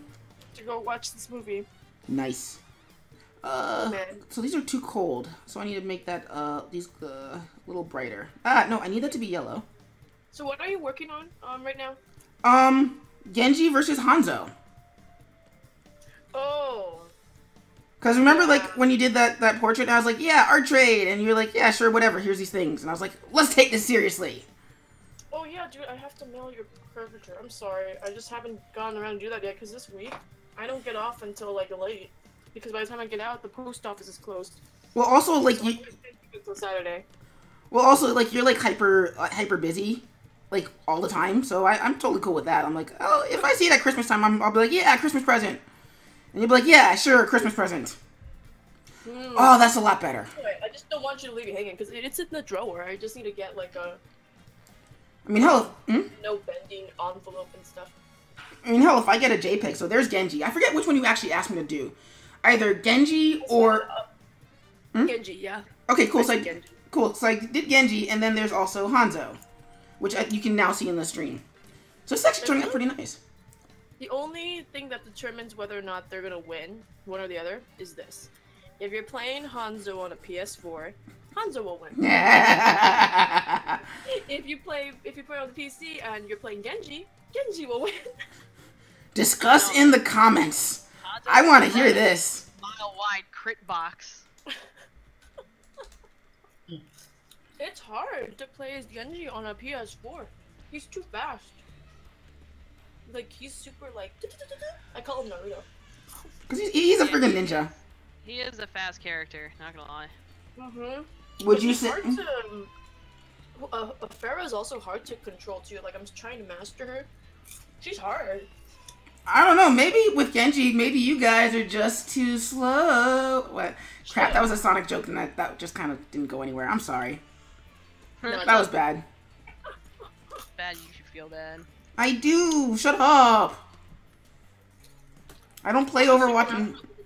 I'm gonna stick around for a little bit because I'm going to my sister's house after this. Oh, nice. Because it's my dad's birthday today, so I have to call him. Nice. Do that. Do the thing. And he tends to talk for a while, so that's why I'm waiting until it's evening time. Well, because he's He'll a... tell me, oh, thank you. Oh, how's everything? And then 2 hours later, Dad, I have to go to work. Yeah, dads are fun like that. Mm-hmm. Well, so are, like, old people. Because, I mean, teachers are like that, too. Yeah, that's true. I would be the same, though. When I get older, I'm gonna be like, yeah, I remember when I was your age. Well, I mean, I'm kind of like that right now. Actually, you know what? Now that I think about it, yeah. Ooh, I like the colors on Hanzo. Thank you. They're his normal colors. I mean, like, they're not as, like, harsh. Mm-hmm. You know when people do fan art, like, they'll just pick off the color palette, but they won't, like, tone it down? Yeah. Like, that's... Kinda like that. Yeah, that's always been the hardest thing for me about colors is, like, actually doing that. Is just toning it down and make, like, let's not saturate everything. Let's mute it a little bit. Yeah, you can't saturate everything. Unless it's, like, one part, you know? Mm-hmm. But still, oh my god, this is so bad for me. So bad. Well, you're 20-something. You're 29? No, 28, yes? No, 27. Right, because I was like, you're younger than me, but I keep forgetting what my actual age is, so... What's my age again? Well, it's like... But still, like, well, the thing is, it's part of, like, my challenge of eating straight-up groceries. Mm-hmm. And trying not to, like, you know, go out to eat too much, or, like, you know... Like, today, I went to go get coffee at Starbucks, and I told myself, okay, you got your Starbucks for this week, you can't get it until, like, next week. Oh my See- god. Where I work, we are conveniently placed right across from a food court. Well, it's funny because, like... I like I would die. will bring lunch every single time I go to work. I have to, because even though I get an hour lunch sometimes, Mm-hmm. I need to, like, you know, budget, and so a lot of my coworkers will just, like, constantly, even my bosses will constantly go to the food court, and it's like, damn guys, like, that's already like $10, and then you work 5 days during the week. Think about it. That's already $50. Oh, it totally is, but it's how I get through my day. And Right. some people, like, that's fine if you can budget it. Great. Mhm. But, like, you know, for me, it's not so much a budget thing. It's also like, man, I want to be able to control what I'm making, you know, Mm-hmm. and I want to be able to, like, say, hey, I made that. Oh, no, I totally feel that. You know what I mean? Yeah, That's I don't know. My thing with food has become more of a what the hell? Oh, because I didn't twitch it out, so it's continuing the gradient from the lower shin. But my thing with food nowadays has become this thing where it's like, do I need a comfort moment? If I need a comfort moment, I'm gonna get that damn whatever it is that I really shouldn't be doing. If you need to feed your inner soul, by all means, I do that too. Because like You know. yeah, my problem is that it's becoming a habit now where it's like, okay, I'm not getting through my day without the coffee. I mean, granted, Yeah. because my day starts at like 8 in the morning. I mean, 8 in the morning, and actually my day starts at 5 in the morning. Because you gotta be at the school at 8, right? Is Yeah. that how it works? Mm-hmm. Gotcha. BRB, I'm gonna wash dishes, but I'll be back. Jen, away! Meanwhile, Ken writes, gotta go, have an awesome day. That's a great Hanzo versus Genji, Skipper. Thanks, Ken, and thank you for popping by the Skip stream. I will see you on the next one, which should be on Friday, yes. Like, I mean, and I think also part of it's just, like, it's the nature of living these days. Meanwhile, Hyper Flippy Pasta says hi. Welcome to the Skip stream, Hyper Flippy. How are you doing tonight? I am almost done with this Hanzo versus Genji piece, which is cool. Because I need to get to the thing that I was actually supposed to be on the stream for. Which I seem to be, with increasing frequency, not be doing on the stream. Which is my webcomic, The Crimson Fly. The queen is in fly. There you go. I don't know, I just never seem to... Oh, and Flippy writes, nice work, thank you. Much appreciated. Jeez. That's Fireball who's rating it. Yep, but, why is that doing that? Okay, oh, because that's just a weird tone. Okay, fine. Wow, that is not supposed to be that dark. You'll see in a second.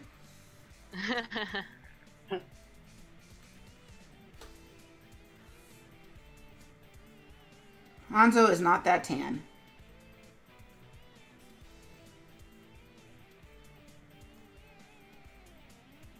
There we go.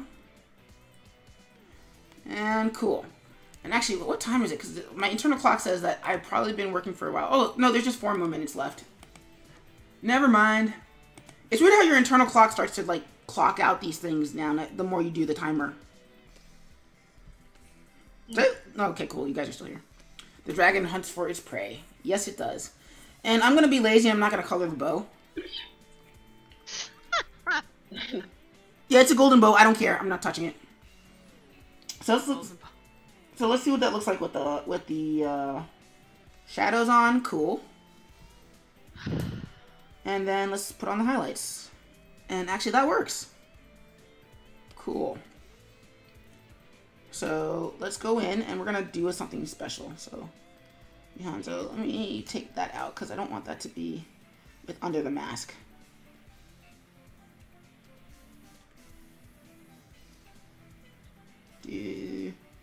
Cool. That needs to be under the mask, but these don't. So let's add one more layer. So let's make that a mask. And I really haven't been labeling these layers, which is really going to be bad when I start giving these out for download. Meanwhile, Edgy Shadow writes, love it! Nice. Also, welcome to the Skip stream, Edgy. How are you doing tonight? Also, how are you doing tonight? Also, Hyper Flippy. You guys have, like, the best names. Like, I'm going to remember these tomorrow morning. Hyper Flippy writes, anyway, need ideas? I always need ideas. But, I don't know what I need ideas for, so, I will ask about that in a second. So, let's put that there. Copy these. Copy. Paste in place. And change the color. Cool. Ah, so they have a strong silhouette. Good job, me. Hashtag backpats. What? And F7. So, Jiggy, what are you working on tonight? I'm just working on my OC, and I've been fudging around with the background for the last, like, 10-15 minutes. Also, this is Z-Rat in Discord. Ooh, awesome. So then you get to see this either late tonight or tomorrow. Edgy writes, I could join voice chat, but I wouldn't want to intrude. And I appreciate that. I really do. Mostly because I'm starting to find that I may or may not need to start putting restrictions on who can come into the voice chat. It's one of those things where it's like, okay, well, how do I determine that versus, you know, just like, well, no, you can't be in my voice chat, man. I'm sorry, it's just a thing. Alright, so what are our colors going to be for that linear gradient? Let's break that down a little bit. So, Jiggy, what are you working on? Like I said, background. That sounds I haven't fun. been satisfied with the background for 20 minutes. I was like, no. Messing with layer types and being like, well, okay, let's do this. We'll put on a screen. Oh, that's not bad. Nice. Alright, so hit stop recording. And break. Maybe you can go back to that yellow. For yellow.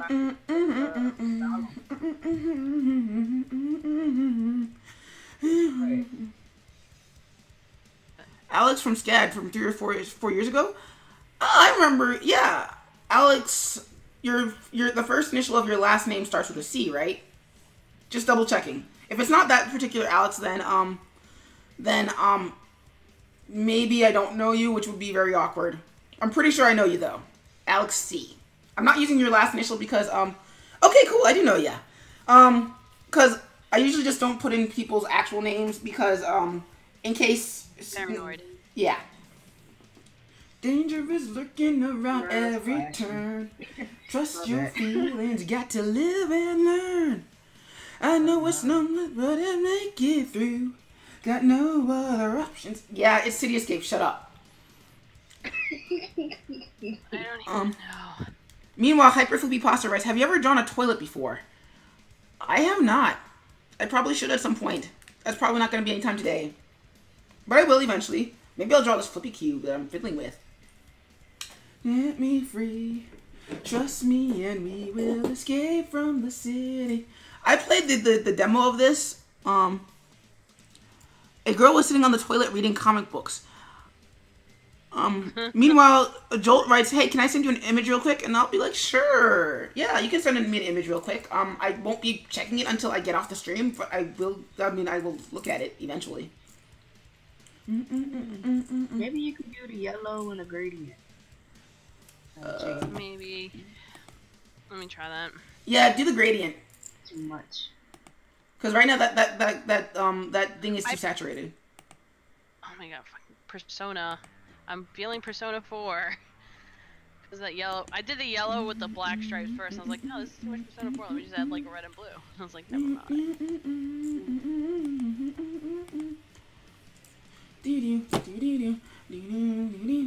Hey guys, I'll be right back. I need to get some blackberries. I'm kind of hungry. So, I will be right back. Hey, buddy. Oh, wait, so I'm not using it as a tablet. I can also raise. There we go. Now I'm looking it straight up. Oh, good. A lot better. Yeah.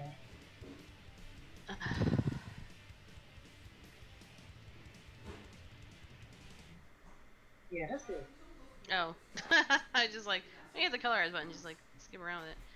Yeah, I just didn't like the other backgrounds because it was making her skin do all sorts of color things, like sickly looking. I was like, never mind.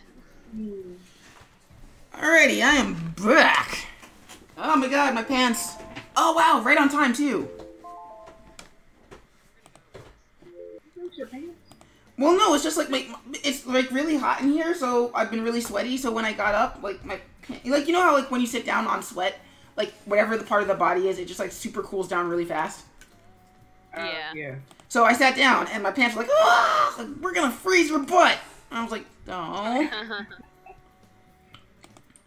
Alright, hit start recording. And hit play. And is the screen showing up? Okay, cool. Because that would be very awkward if I did it, that thing I keep doing where it's like, I'm working. And everybody's like, yeah, but nothing's showing up. Why didn't anybody tell me? But we're good. So, that's yellow. We want this to be a little bit of a green. Not that dark, though. That dark. And let's make that a little bit of an orange. Bright orange.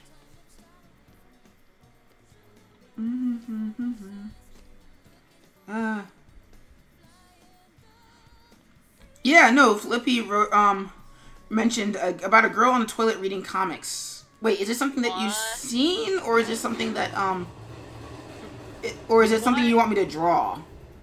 Cause, I don't really know how to respond to that. Apparently. Yeah. Oh, shoot. That's your next drawing. You know what? I'll just delegate that to Whimsicaya.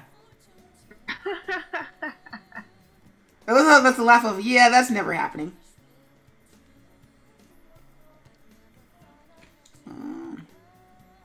And 25.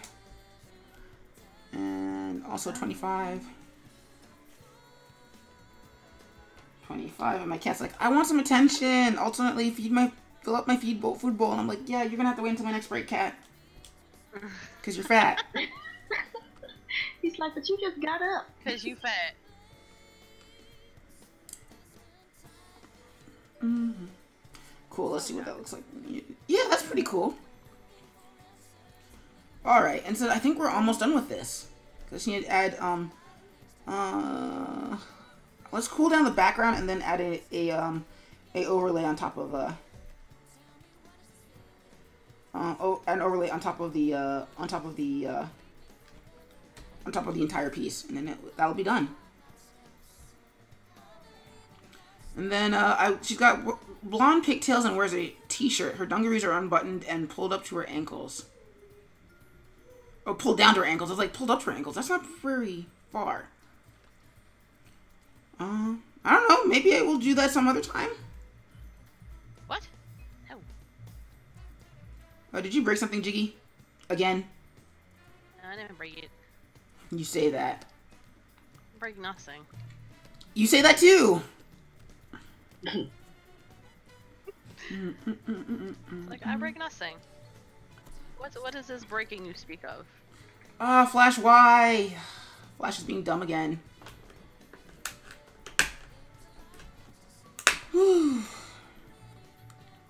Alright, so that's done. Yay! Yay, finished. Yes, now to move. What the frick? I have room on my desk right now because I put my screen over. Alright, let me save real quick because Flash is being dumb. I might have to restart Flash after this is finished. Still streaming. Ooh.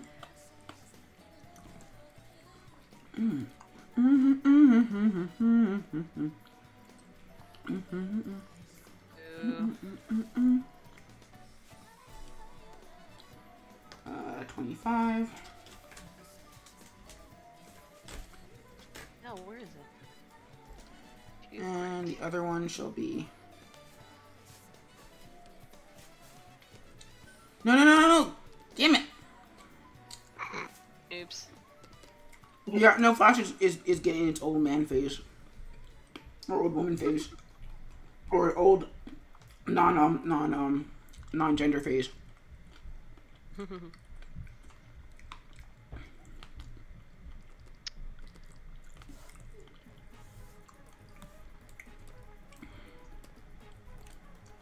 You think I just saved though?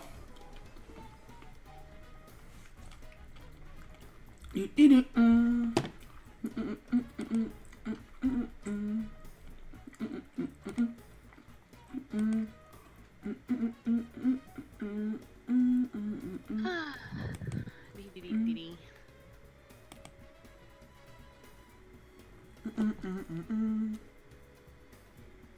Let me see. Oh, okay. Colors. I'm looking for a radial gradient.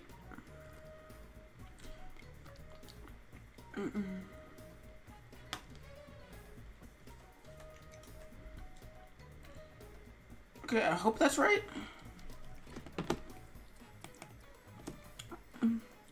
Hyper Flip Reposterites, are you alright? I'm mostly alright. I'm just waiting for Flash to not suck. Basically, the more complicated a Flash file gets, the more Flash is like, yeah, fuck you, we're not dealing with this. It's like, we're not doing this right now. Screw you, hippie.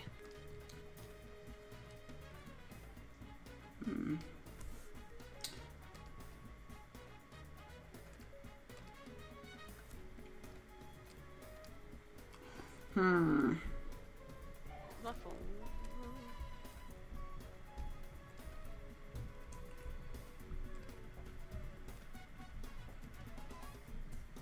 Let's delete that one.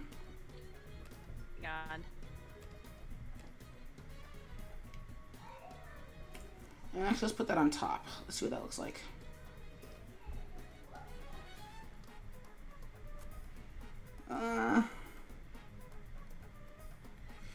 I'm not liking that either. In the high res. Saving to high res. And on that note, everyone can get a nice screenshot of my desktop background. Hyper Flippy Pasta is now following. Thanks, Hyper. Pasta. But yeah. Wait, Yeah, I Jimmy, think- what did you do? What? What did you do? How did you version of low res? The high res version and the low res? Oh, okay. Oh wow, that's yeah, actually really cool. Yeah, so start everything between 3 and 600 DPI depending on what size I'm making it. And I start in a large size so that I can always scale it down instead of trying to go back up. Cool. But then to save it for web so that it can show and load faster, I put it at a really low resolution, like between 72 and 120, and then this way it doesn't have a problem. Cool. So I'm gonna call Hanzo and Genji done. I think that's it. That's it for that one. Done too. Oh wow, yeah, your thing is like showing like Horizon Zero Dawn. So yeah. meanwhile, I'll probably play that. meanwhile, Edgy Shadow writes, I'm watching clips of that new Berserk anime. 3 Dimensions was a mistake. For Berserk anyway. What about Horizon Zero Dawn? Oh, Jiggy has that as her. No, I haven't played it. no, Jiggy just has that as her background on her computer. Oh, same. I have Bay on the back of the wallpaper of my PC. I was gonna say I have it's the one where she's aiming the arrow at the large. I forgot what the monster's called. The mecha monster, like the really, really big T-Rex one. I think I had that same wallpaper, dude. Did you guys just become best friends? I have that same wallpaper, I think. Yeah. The voice actress of that character is the same voice actress of for Chloe in Life is Strange. So every time I see her, I think, Chloe? Really? Yeah. And she's also she does her little video series on YouTube. It's not very like, you know, I don't think they regularly update it. I think she just does it more for fun. Mm-hmm. Okay. She has a little video series on YouTube that's actually pretty funny. If you're into like that sort of, you know, weirdo video game humor sort of thing. Not like obvious video game humor, but like, you know, just you gotta be a little bit of a dork face to kind of laugh at some of their jokes. I feel that. Yeah, so I watched one little episode and I thought it was hilarious. And yeah, and she's interesting. I want to meet her in real life though. For 2 seconds, so I just want to let everybody know. So I finished with Genji and Hanzo, and that's the thing. Ooh. Yeah, but I had to close and restart Flash because Flash was being derpy. Oh. So what I'm doing now is I'm working on my webcomic, The Crimson Fly, because that's a thing that I do. And yeah, so I didn't actually do the work that I was supposed to do on Monday, so I'm catching up on that because I should have done it yesterday, but I didn't do it then either. So now we're catching up today. Because I'm a derpy nerd. But yeah, so the chat was talking about the new Berserk anime, and they're like 3 Dimensions was a mistake. And to that I say for Berserk. Jolt writes, that and the director for that usually doesn't do action anime. I think that's the bigger culprit than 3D. Because if you ever watch the openings to JoJo's Bizarre Adventure, the first 1, 2, 3, 4 openings, that's how you do 3D right.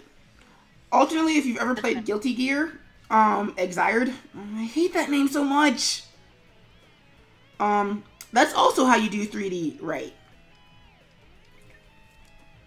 So I'm like, blame the artist, don't blame the tools. As much as like I like to rib on 3D. Wait, I'm sorry, I totally like blanked out. What about 3D? So the chat was talking about the new Berserk anime. Uh-huh. And I say I will defend the use of 3D in that when you do it right, it works. Yeah. More often than not, you don't do it right, it looks like the new Berserk 2016 anime. I mean, like, because 3D is another medium. Yep. That's all it is. Just like how traditional inks are another medium. Photography is another medium. Yes. Anyone can do, like, and I'm saying straight up, like, anyone has the ability to do art. It's just a matter of how you do it. Pretty much. Like, you know how people say, like, oh, anyone can take a photo. Yeah, I can take a photo. You can take a photo. You can take a photo. You get a photo. You get a photo. Everybody gets a photo. You get a photo. You get a photo. Everybody gets a photo. Everybody gets a photo. Like, yeah, we all have the ability to do that, but it's a matter of how. Well, unless you're like a blind quadruple amputee, then I'm sorry. I don't see it. Pun entirely intended. That's my pure philosophy of art is Yeah. everyone has the ability to do it. It's just a matter of how. So yeah. That being said, My philosophy. Berserk 2017. That if anybody's seen that one gif of Guts walking off screen, yeah, that was bad. I don't care if it gets better on DVD. That was bad, and they should feel bad. That was bad, and they most definitely do feel bad. I don't think anybody's putting that on their resumes. Because it's just him, like, sort of, like, wimping off screen. Like, not even limping or gimping or whatever. He's just wimping off screen. I'm just thinking about it. It's hilarious. My goodness. It's so bad. My goodness. So, meanwhile, in Crimson Fly, a factory is falling apart, and now I have to Google that. Google out how to animate that. That's not going to be fun. Rocks fall. Everyone dies. Well, no, this is a prequel episode, so no, not everybody dies. But I was right about the rocks falling. Well, yeah, it's a factory's falling apart. So. Yep. So now I'm doing the roughs that I should have done on Monday, but I was too busy roughing out Genji and Hanzo.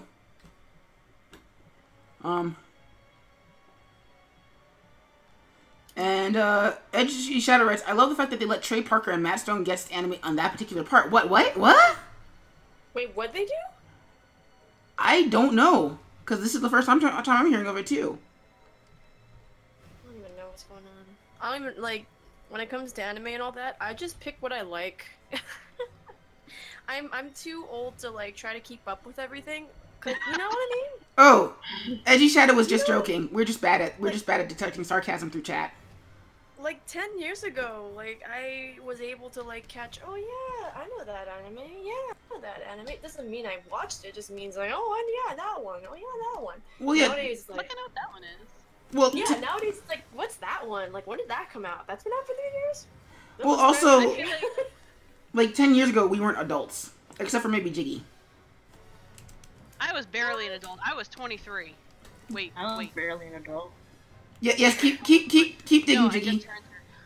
I just turned 33. But I was like, keep digging, Jiggy. I like that background. I was an adult. I was 19. I was not an adult. You were an adult legally. You were an adult. Legally, that was legally. I say that not because like as a defense of like, oh man, I miss my childhood. It's like, no, I was young and stupid. So. And dumb. Same. We all got into that young and stupid phase. I've definitely got into that young and stupid phase. I feel like that young and stupid phase doesn't really exist as much as I thought. Well, also because like as adults, where like everything is constantly shifting as to where you're supposed to hit certain life milestones, it's like we're not because we can't. Like all of us should be that too. Yeah, I was so broke. Like we're supposed to be married and with kids and stuff. Sorry, I had to add some positivity to that. I have money. Yay! Well, I mean, technically, I do too. But the point being that like we're all supposed to be married and either having kids or adopting kids or getting people to have our kids for us. Oh shoot! I can't do that right now. I know. By the way, all this by the age of 25, I might add. But, I mean, you're talking about increased life expectancy and... Oh, we can chill and put that off for a while. Mm-hmm. And, like, I have, like, you know, when my mom and dad had me and my sisters, you know, back then, you had your kids when you were, like, in your mid-20s. Yep. Right. You know, that was a different time. You know, different economy, different society and culture, you know. Nowadays, you know, there's that expectancy to have one, but people are able to do it when they're in their, like, late 20s, or even early 30s, or mid-30s, you know? Well, I mean, I feel like a lot of my friends and my friends' friends are either getting married, or having kids, or planning to have kids, and I'm just like, shoot, I'm still on my journey. I'm trying to figure out, you know. Well, it also depends on like, it also depends on where you are on the social spectrum of. It's like, well, you know, maybe it's not legal for me to get married. Have you thought of that? Haven't you thought of that? Well, because I mean, remember, like just last year, they were like, yeah, gay marriage is legal in the States, and I was like, oh, it hasn't been. I feel bad for flaunting now. And then I go around and I'm just like, yeah, so you know how you can like comfortably show that your affection and everything? I still go in and out of the closet. Oh, God, I'm so sorry. I still go in and out of the closet. Like sometimes I'm like, yeah, and then inside I'm like, oh shit. I go back. Well, yeah, I mean, go back inside. so it's this thing of like where it used to be. What the frag? I don't know what the frag. Oh, because I'm drawing on the wrong layer again. There you go. Except I'm not drawing. Like, a lot of it has to. It is a lot of it. I think is economic too. It's like, oh, we don't have to do this because a lot of my friends, and I can only say for myself, did the whole marriage and kid thing because it was expected of them, and I'm like, why would you do that? Yeah, it's like if I went somewhere, it's like, hey, Jen, you're expected to get this, and it's like, okay, I'll go do it. It's like, well, it's like even like I have friends where they're like discovering the joys of divorce. That's because that's yeah, the I next don't thing I want was to to be say. that. They're not happy. And then all of a sudden, it's like, oh, divorce, and it's like, no. But it's so like a lot of things that we were supposed to have already done by now we're not doing, and of course, yeah. And of course, I just like started establishing like my financial stability.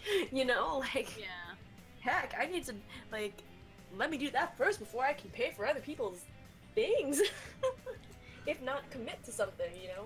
Well, and then there's also the other issue of like that messes with your like your expectation of where you should be in your professional career as well. Because it's like, God. Like, oh my God. Like Don't get me started on that. I have a very eclectic background. Like if you guys ever see my resume, it's very eclectic. Very eclectic. Wait, Colin, are you talking about like if you're not of a certain status and you go for a job interview and it's like, oh. Well, there's that. I had to like tinker constantly. Like before I got the job I have now, I had to constantly tinker with my resume to suit whatever it is what I was applying for.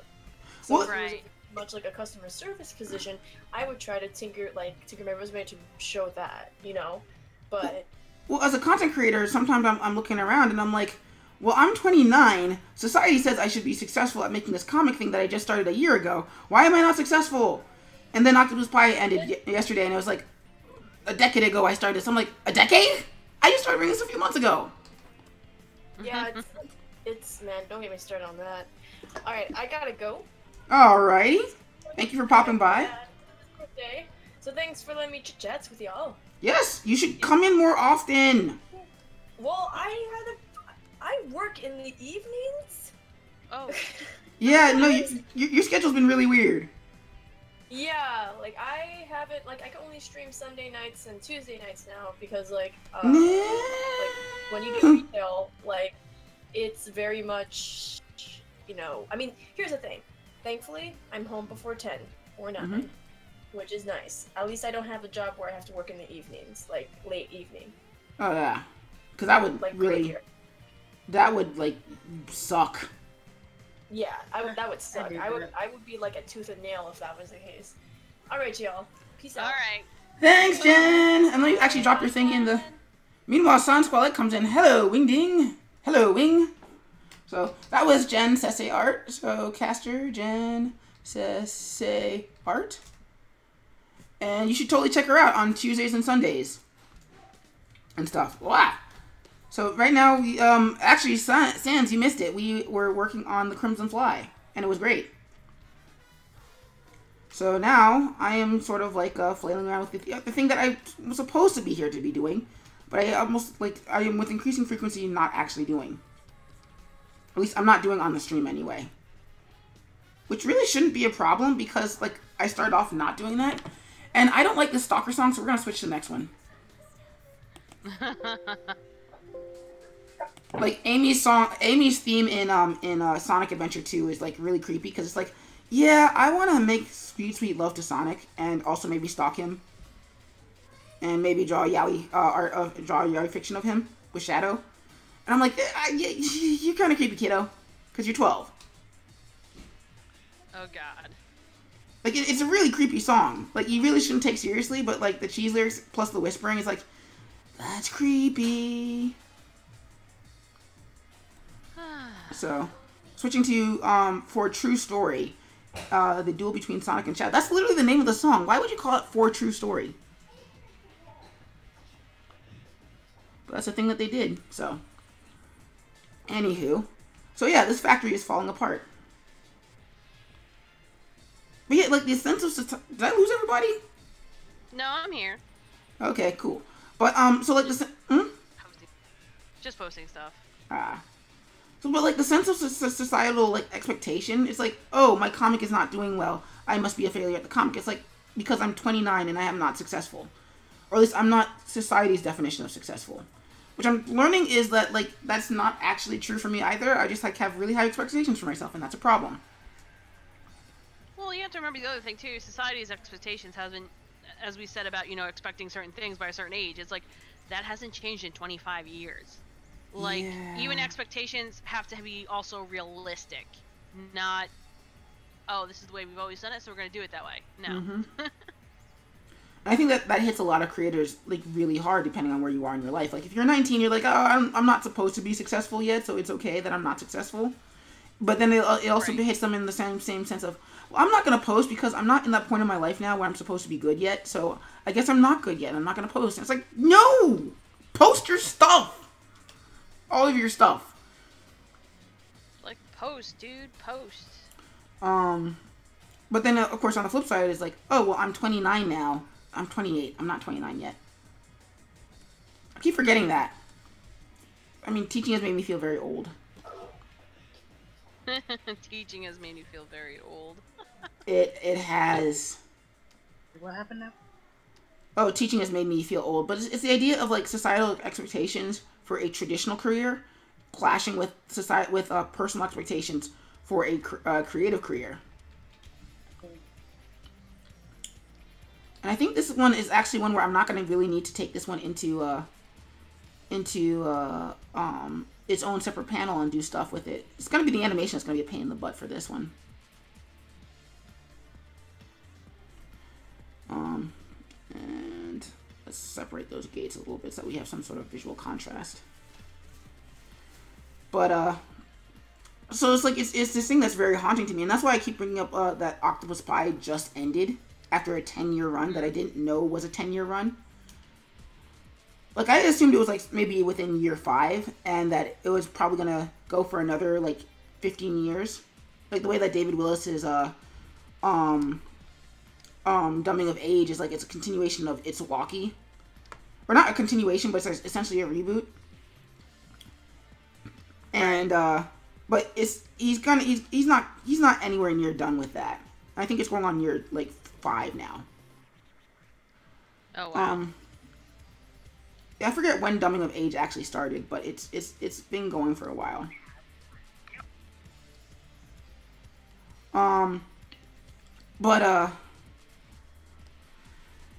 So it's like reading Octopus Pie is like, yeah, 10 years ago I started this. I'm like, oh, I don't feel as bad anymore. Because it took them time to get popular too. Just like it's going to take me time to get popular. And, retain followers once I start, once I switch away from what's popular to what I'm working on at the moment. So yeah, that's the thing. It's like, oh, you're good, but it takes time to build an audience. Yep, that it does. And, let's see, do I want to, because I know for a fact that I want to, that this is going to have to be, it doesn't have to be put into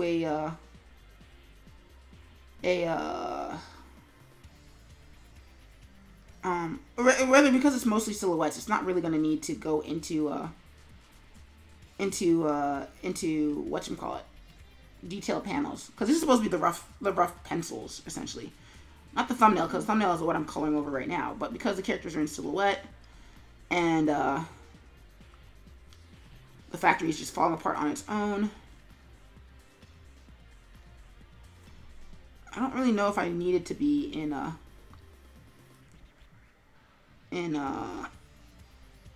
like I need to go in and add some more detail. Probably should. I probably will tomorrow. On my commute to work. But it's not something where it's like the detail is gonna be super crazy.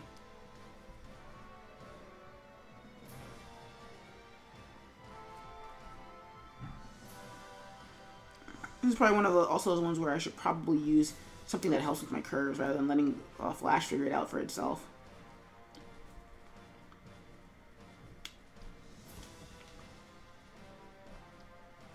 Yeah, I'm probably gonna go into detail with this one in either tonight or I might do it tomorrow because I'm sort of hitting my creative limit in terms of like, oh well, this is the amount of work I want to get done for X amount of time.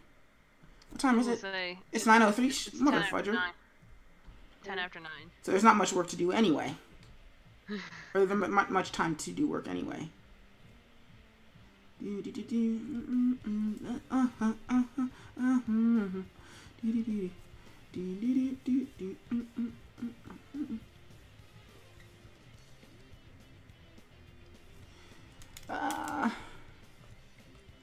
It's really frustrating to work on these parts of the comic because I'm like, I don't really want to care. I don't care about this part.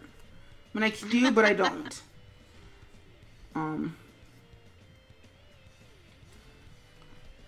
And let's break that apart.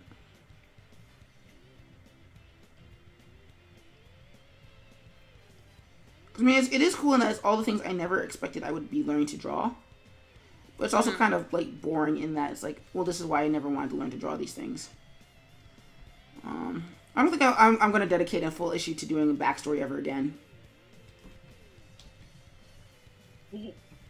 I think it's because I think it's one of those things where like after I'm done with this, I'm going to look back on it and think it's really cool. I think readers are gonna like it too. But for the time being, I'm like, while I'm working on it, I'm like, why is this taking so long?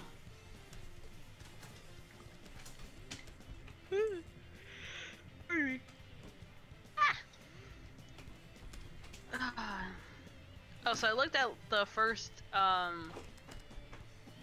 me, you talking about music? Yeah. So I kind of get, I get what was going on and why people were saying what they were saying, and I was like, oh, okay. Cool. So I mean, like, but like, getting what people were saying versus, you know, your personal thoughts. What were your personal thoughts on that? When they mean you said they were telling you it was offbeat, correct? Yeah, like the timing didn't fit. Okay, it wasn't necessarily the timing. Like there are a couple spots here and there, but they're not that bad. Yeah. It was the fact that you had major shifts, like when it switched to a panel. Mm-hmm. Like the only one that was offbeat, really, in terms of timing, was when you had the little pitter-patter steps underneath the cat in the first one. But it's really it's called the downbeat or the main beat. Mm-hmm. It wasn't off timing; it was just offbeat. Any major shift wasn't on an offbeat. And then you would have non-major action happening on a downbeat. Does that make sense? Yeah, ish. It's one of those things where I would like to sit down with you at some point and like actually in person, like with a laptop, and just go through that and help me like fix that. But just show you where it is, so then you can be like, oh. Well, I don't know. Strong beat. Well, it's one of those things where I feel like that's a personal enough thing that like just you looking over my screen and me going through it would be like, no, that's not what I mean, and so on and so forth until it's like, well, no, let me just do it myself and sort of. I wouldn't want you to do it yourself, but you know what I mean.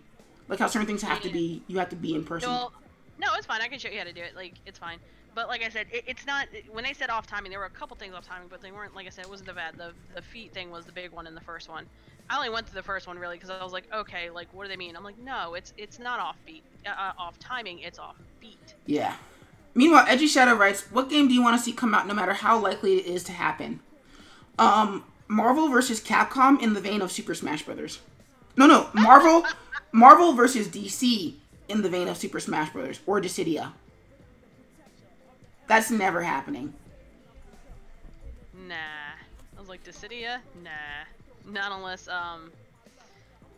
Because Sony decides to screw that up too. Because imagine, like, you had Superman level flight, or like not Superman flight, but you had Spider-Man's web swinging or Batman's swinging, and you had to manage that while trying to fight Superman in midair. Right. How cool would that be? Or the idea that somebody could interrupt Cap's shield throw, or the return on his shield throw, and then suddenly he has to fight without it for like however long that is, or even the idea that he has to get around through parkour before he can even get to fighting somebody. Right. Well, Edgy thinks it's a great one. Oh, thank you. I mean, they had something like that with like Marvel Nemesis: Rise of the Imperfects or something like that. That was supposed to be a fighting game that EA put out. Wasn't very great, but it teased that sort of Dissidia style of fighting. EA should stick to sports. And that's probably it. I mean, it had some cool concepts. Another one for me is Spider-Man 2018 on the PS4, but for the Nintendo Switch. Because if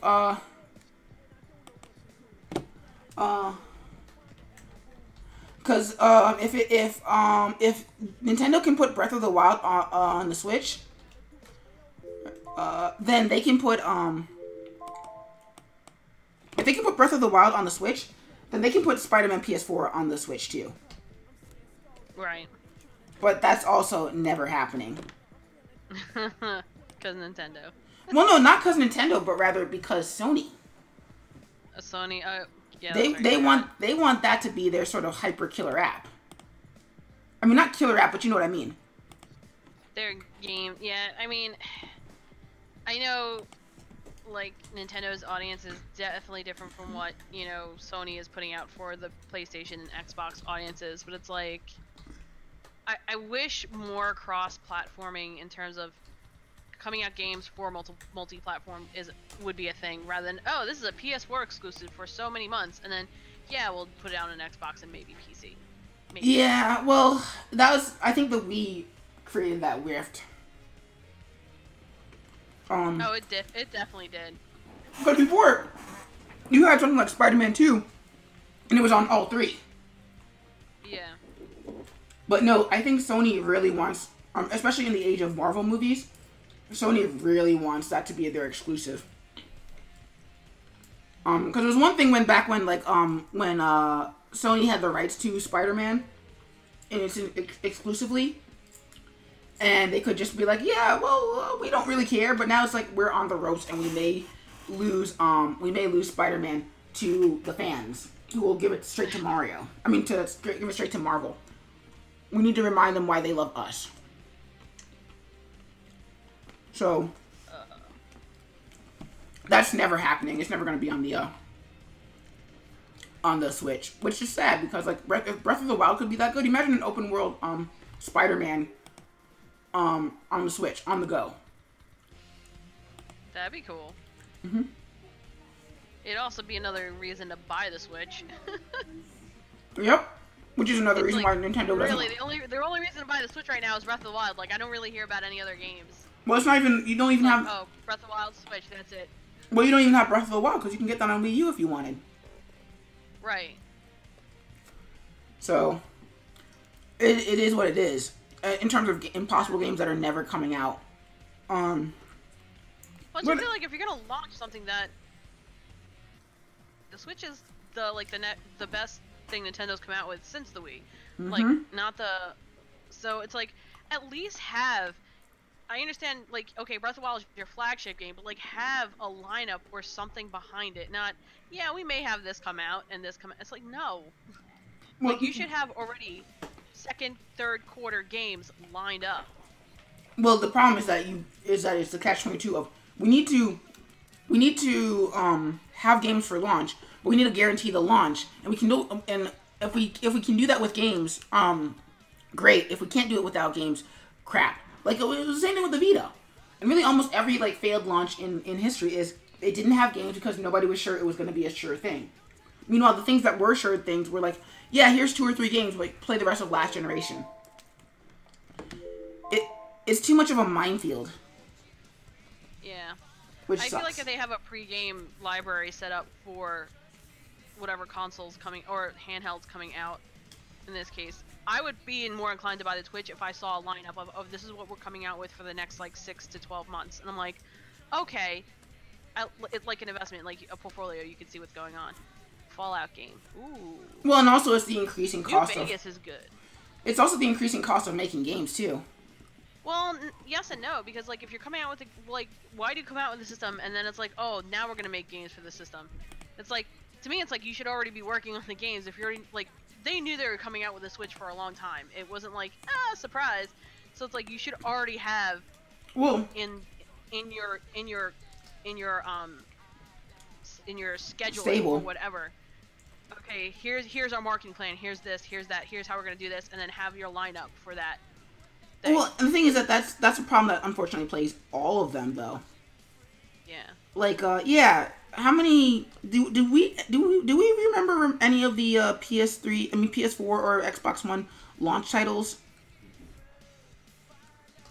What happened? So, are we going to remember like Nintendo is lucky in that we're going to remember Breath of the Wild. We're going to remember Mario Kart 8 Deluxe. We're going to remember Mario Odyssey when that comes out. What were the launch titles for the PS4 and Xbox One? PS4, try Resident Evil 7, Final Fantasy 15. 2 heavy hitters. Wait, were those launch titles? Yeah, Final Fantasy 15 was the launch title. For the PS4? Oh, for the PS4, no. Hold on. Oh, no. Because I remember that came out last year. 4. 15 came out this year. It came out January or December? Either way, my point still stands. Like, same thing with Resident Evil 7. Not killer apps, launch titles. Assassin's Creed 4, Black Flag. I hate it. I stopped Assassin's Creed after 3. I was like, hell no. But I mean, the fact that we have to, like, look for the launch titles. Oh yeah, there was Knack. Knack was crap. Knack was crap. Let's see. Call of Duty, if you're a Call of Duty head, yeah, you would remember that. See, I'm not a Call of Duty head, so I don't remember the launch titles. But I mean, like, we're getting to a point where it's like, I can't, like, let alone killer apps, I'm having trouble remembering launch titles. Yeah. Like, I remember Luigi's Mansion was a launch title for the GameCube. And then there was Wii Sports, for the Wii. And for, like, we're going to remember Breath of the Wild and ARMS, and probably Splatoon 2, and probably Mario Odyssey.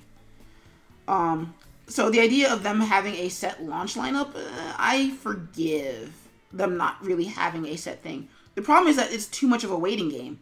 It's like, will this be successful? If it's going to be success, it's like the stupid promotional crap that Facebook does. Like Edgy Shadow, Red Steel, and Twilight Princess for the Wii, and Raving Rabbits. Yeah. Yeah, I mean, I almost don't want to count Twilight Princess, but it did rely on motion controls. But it's too much of a. It's like this one stats I want to make in a little bit about Facebook. Or it's like, Facebook, don't offer to boost my post that's already popular. Boost my posts that aren't popular, and then we'll talk. Yeah. Or it's like, it's this really frustrating waiting game of what takes off with the public, and if it does take off with the public, then I'll support it. Like, everybody jumped on the 3DS once Nintendo, like, rolled back the price and then did the 10 free games thing, and then put out Super Mario 3D Land. Right. Everybody else, until then, everybody was on the fence about, like, well, maybe this isn't going to be good. But when Sony refused to do that for the PS Vita, or the PSP for that matter, right, suddenly it's a failure. Despite, again, I think that the Sony handhelds should have crushed the Nintendo ones in the long run. Like, I've played Ocarina of Time back when it was on its original console. I don't need to play it again. I think Gravity Rush is a much more interesting game. I mean, now that I have the benefit of age, like if whatchamacallit, if Ocarina of Time was coming out for the first time on the 3DS, which would have been really like the dumbest decision ever, but you know, like hypothetical, then I would have been like, yeah, sure, 3DS all the way. But it was a redo, so it was Star Fox. So the only thing I'm mad about with the Switch's launch is that there's just not enough of them to go around. Like that's that's bull crap.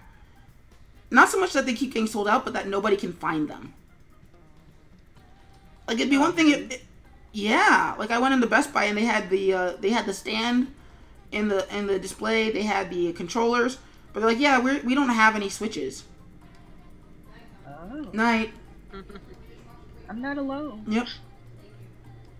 Sorry, my sister's asking me to do her a favor, and I'm like, yep, I will. Like you can't find them, and that's absolutely asinine. Like that's crap. You shouldn't. You can't tell me you're doing well if you're not making enough to turn a profit. I mean, and for all I know, they are, and they just that really is the thing.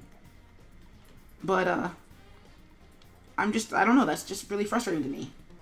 And even the excuses for like why that is, like, oh, it's a factory thing. It's like, no, a factory issue where you can't print out enough of them, that's enough for an indie artist. Like if I'm like, oh yeah, I kind of contacted my printer and they said that they ran out, and I'm like, oh crap, I don't have enough money to go to another printer. I just have to wait until there's more of them. Fine, whatever. When it's oh, and then Edgy Shadow writes, I want another Metroid Prime game by Retro. If they made one for, I don't even know that's ever happening ever again. That's something else that's really frustrating about Nintendo. Like another franchise? No, bankroll our experiments, or you're never getting a traditional version of what you want ever again. Because what I say to people are like, we want more Metroid, and I'll be like, oh, did you pay for Federation Force? The crappy one on 3DS? Yep. No, because it was bad. I'm like, well, then you're not getting more Metroid. And it sucks, but it's true. Because you pretty much told Nintendo, we don't want more Metroid. But that's not fair, because I didn't want like to play as other grunts in the Metroid universe. I want to play as Samus. Like I don't need the universe to be fleshed out by other people. All I want is to play as Samus. Mm-hmm. I don't want to shoot her in the face when she becomes the final boss for stupid reasons. I mean, spoiler alert, she does. That's what happens. There was a Metro Prime Corruption? What? Metroid Prime 3 Corruption was a very good reason to have gotten the Wii back then. Yeah, it was. It was the third game in the Metroid Prime trilogy.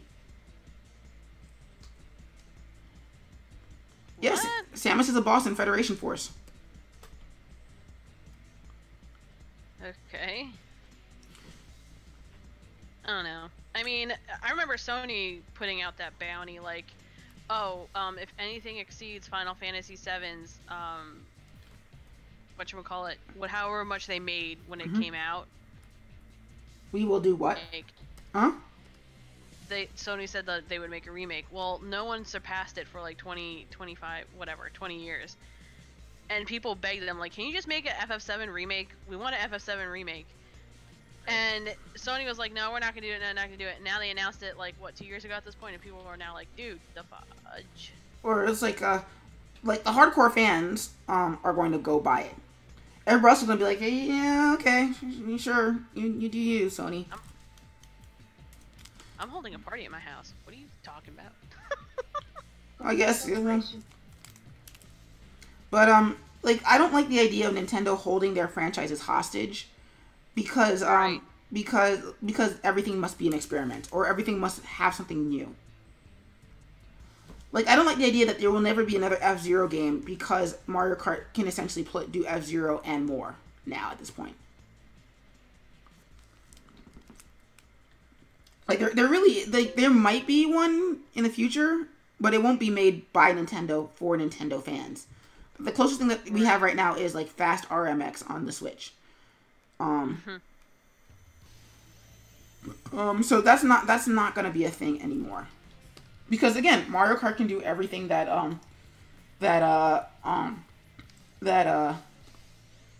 whatchamacallit can do. F-Zero. Right. This is a conundrum. I've pretty much done what I want to do for the ink and paint for this one. But it's supposed to be the rough. So I'm just gonna keep on inking and cleaning this up. They're all fine on it. Yeah. It's the rough. Well, no, the problem is that it's simplistic enough that I don't have to like go in and put in some more detail on it. Because that's usually what the final inks are supposed to do. Is the pencils are supposed to basically like lay down a pretty good idea of how the inks are supposed to work, and also how the lines are supposed to work too. But I've kind of already done that because the drawing is so simplistic. And I'm not going to overcomplicate it for complexity's sake. So I'm just going to tidy it up and then make it into symbols, and then do my normal lighting pass, and then just call that a night after that. Because I can't record dialogue tonight because my sisters are going to be asleep, so I'll do that tomorrow. Because I like to be able to enunciate, and which wouldn't be a problem if it was like in the middle of the afternoon, but they're going to be sleeping soon, so I shouldn't be disturbing them. Like the actual script dialogue? No, for my Wednesday video. Meanwhile, Edgy Shadow writes, "I'm a skedaddle. Laters." All right, Edgy, thank you for popping by. And I will see you on the next one. The next one should be on Friday. So, like, I mean, I've just basically, I finished early is what's happening right now. The hard part's gonna be come Friday when I try to do some animation. Oh yeah. Nice. Because I gotta animate a building falling over. Yeah, how are you gonna do this dust cloud? Well, it's probably gonna be a continuously self-expanding dust cloud. So basically one of those things where it's like, if you watch it for a long enough time, you'll notice that it never settles or expands. So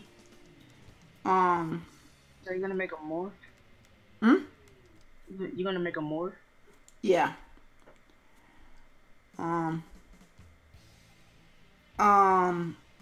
And so that'll be easy. It's just making the building fall convincingly, because I've just never animated that and I don't see it happen a lot. Well, granted, actually I don't see it happen naturally. I'm probably going to look into Gundam and see how they make buildings fall. Because, I mean, everything's... Is it imploding? Yeah, it's imploding. Collapsing on itself? Yeah. Oh, it's imploding. Yeah. Building imploding. Maybe you could look at like a nuclear reactor.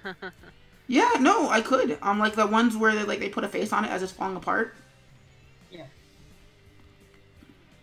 Like there's a reference out there. That is always going to be the issue. Is there a reference for whatever it is that I'm doing right now? And that's really it, because like the Crimson Fly isn't like a super crazy fantasy. It's just mostly like it's urban sci-fi.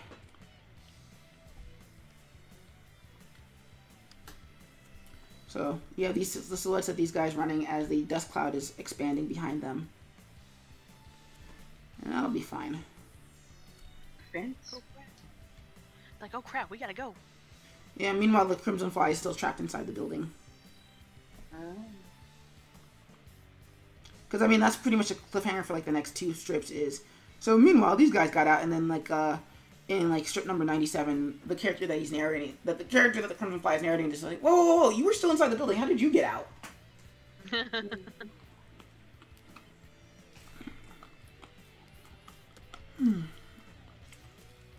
So, let's save that.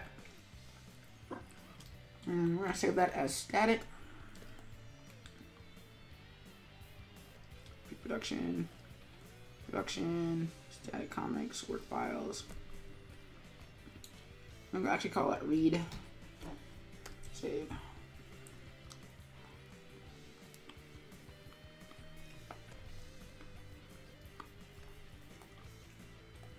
All right.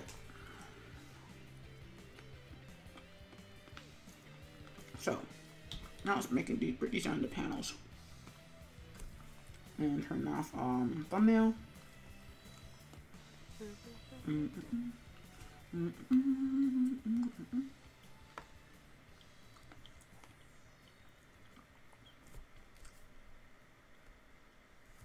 Actually, let's turn that blue so that way I can, oops, turn that off.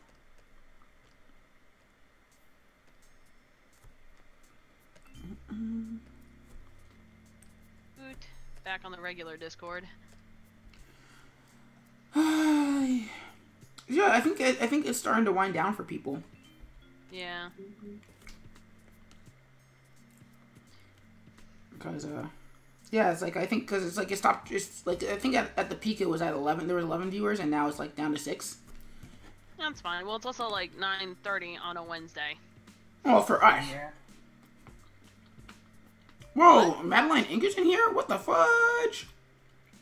Maddie, are you lurking?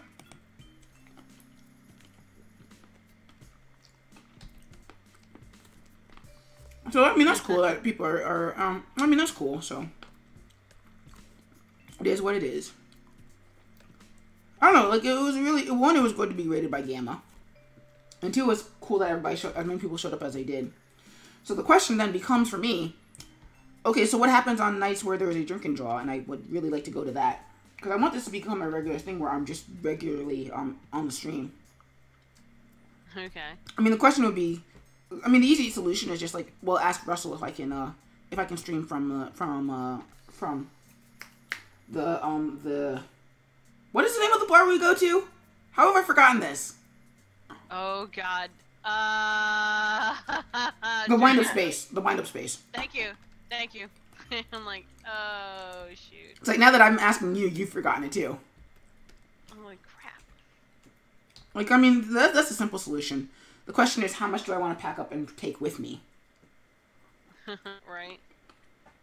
Because, I mean, I don't want to take the microphone with me. I don't want to take the I don't want to take the microphone with me. I don't want to take the camera with me. And all that stuff just to set up for 2 hours and then dip out. And then go home and still have to do some more stuff after that. Nope. So, it is what it is. God, I'm so glad this is only 2 panels. F8. MC. Wait, no. GS. Crim. Fly. 92. Speaking of which, Jiggy, I might need your help with a project of mine that I want to do. Boy. What you need? What you need? What are you buying? I'm thinking of making an animated music video for all of the strips in here, because we're gonna be reaching 100 soon. Oh boy. And the opening to Mob Psycho 100 counts up to 99. Okay. But the cool thing about, and normally if it's like a regular comic strip, like, well, whatever, you don't have to do that. But here's the rub: The Crimson Fly is an animated comic book. Right. So if I could make an AMV of the first 100 strips, that would be amazing. It's been a hot minute since I made an AMV, but yeah, we can do that. I mean, I don't know. I might have to shop it around through a few people, to see who's available and all that jazz. Because I'm not really, because no offense, I'm just not picky about whoever it is, as long as they're better than me at it. Which is not a high bar to reach, so there is that. So that's why I'm like, hey, Jiggy, what are you thinking about that idea? That sounds like a cool idea. Shoot. So copy frames, or the copy layers. But of course, the other issue is just finding time to do it, and also, you know, having to put it off until I actually get those strips done. Right. Let's make that a guide too. Pardon me?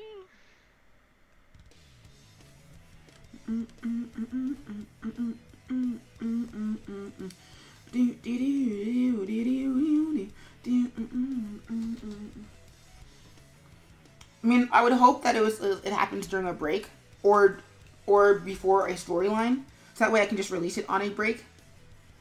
Because the worst case scenario would be like, oh hey, in the middle of the story, guess what?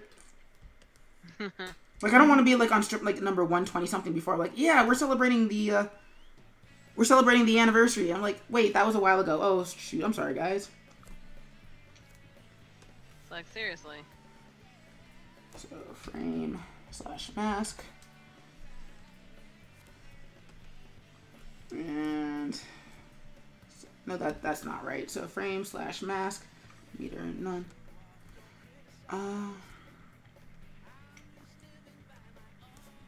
Alright.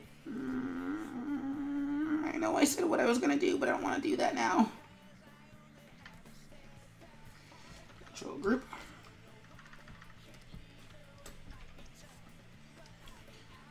Control just living by my word.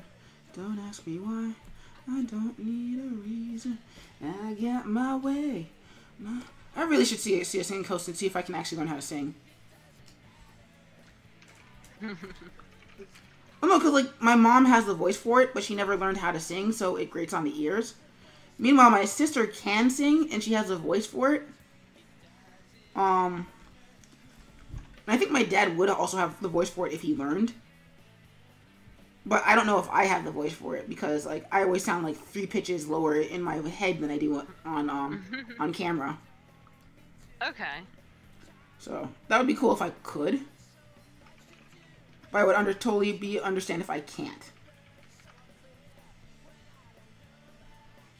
And even in that sense of like, I like singing, and I can carry a tune. I'll be happy with that, even if I don't have like the magical project, angelic theater voice. Like I'll be happy with that. Well, because you listen to most rock music guys, and they're singing, but you can tell that it's only because they can carry a tune, not because they have like super awesome voices. Yeah.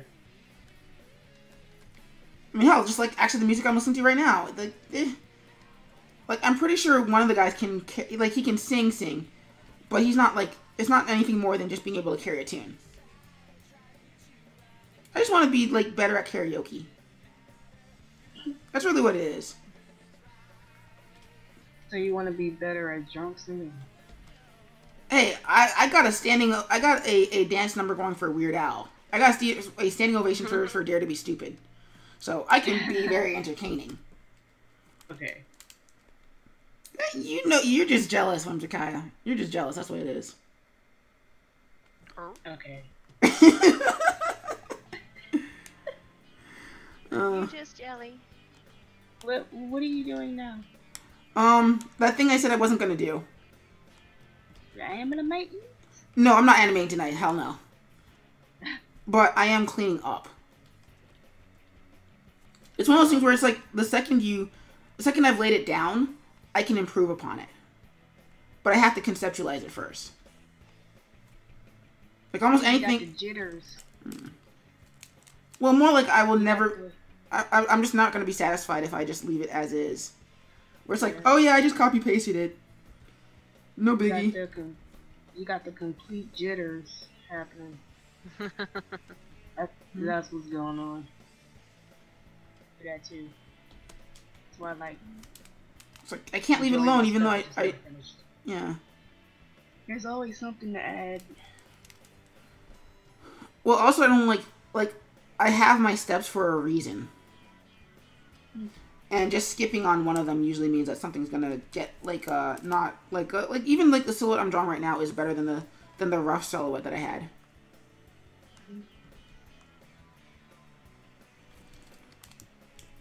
So I should just so it's one of those things where it's like freaking Griffin, Hernandez, and Tillman. That's where this camp comes from.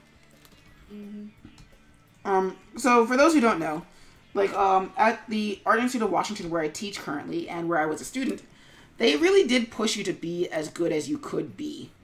Like they never just let you sit on stuff. If you could be good at what you were doing, they push you to be good at it. And I mean they graded you accordingly too.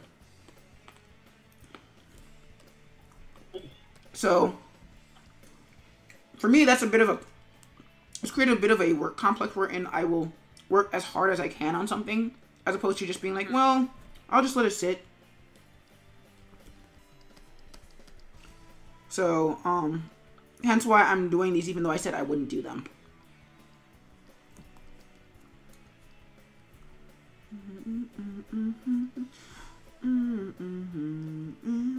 Is it really that time again?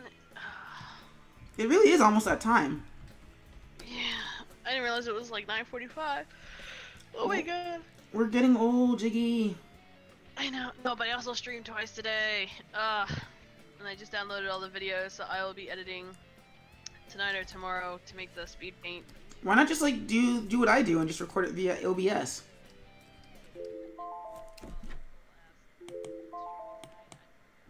Record button. Good job. I know. Especially after all the grief that you gave me. Actually, you didn't really give me any grief. I just gave myself the grief by actually revealing it. You gave yourself the grief. I'm just sitting here like, okay. I am highly amused, but that is your deal. Woof. It's all good. So I love I'm it. gonna pop off. All right. And just play some video games or something before I go to bed. Or maybe watch some Criminal Minds. Nice. That's always good. So I love it. Somebody's looking at the grayscale Overwatch thing. It's like, that came out really good. I'm like, should I tell him that there's more to this than... Yes, you should, and you should blow their minds about it. Yeah. But, alright, dudes and dudettes, it was awesome, but I'm starting to feel the fatigue, so I will see you guys Friday night.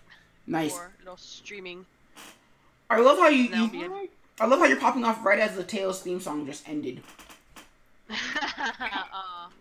I'll go out on that send out. See y'all Friday at 7. Later!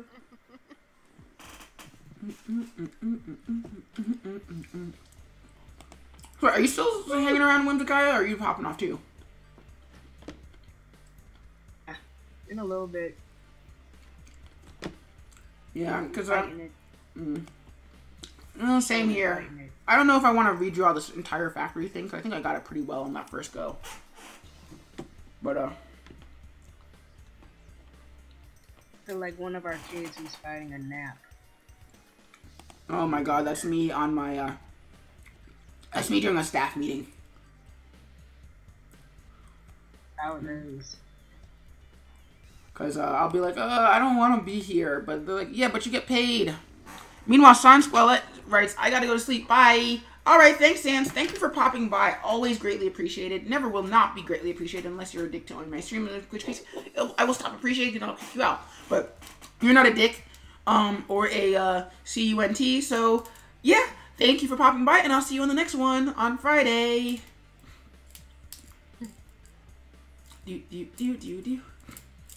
Oh, waiting for my break to end. Oh, I never set the break timer, so we're just gonna start back up.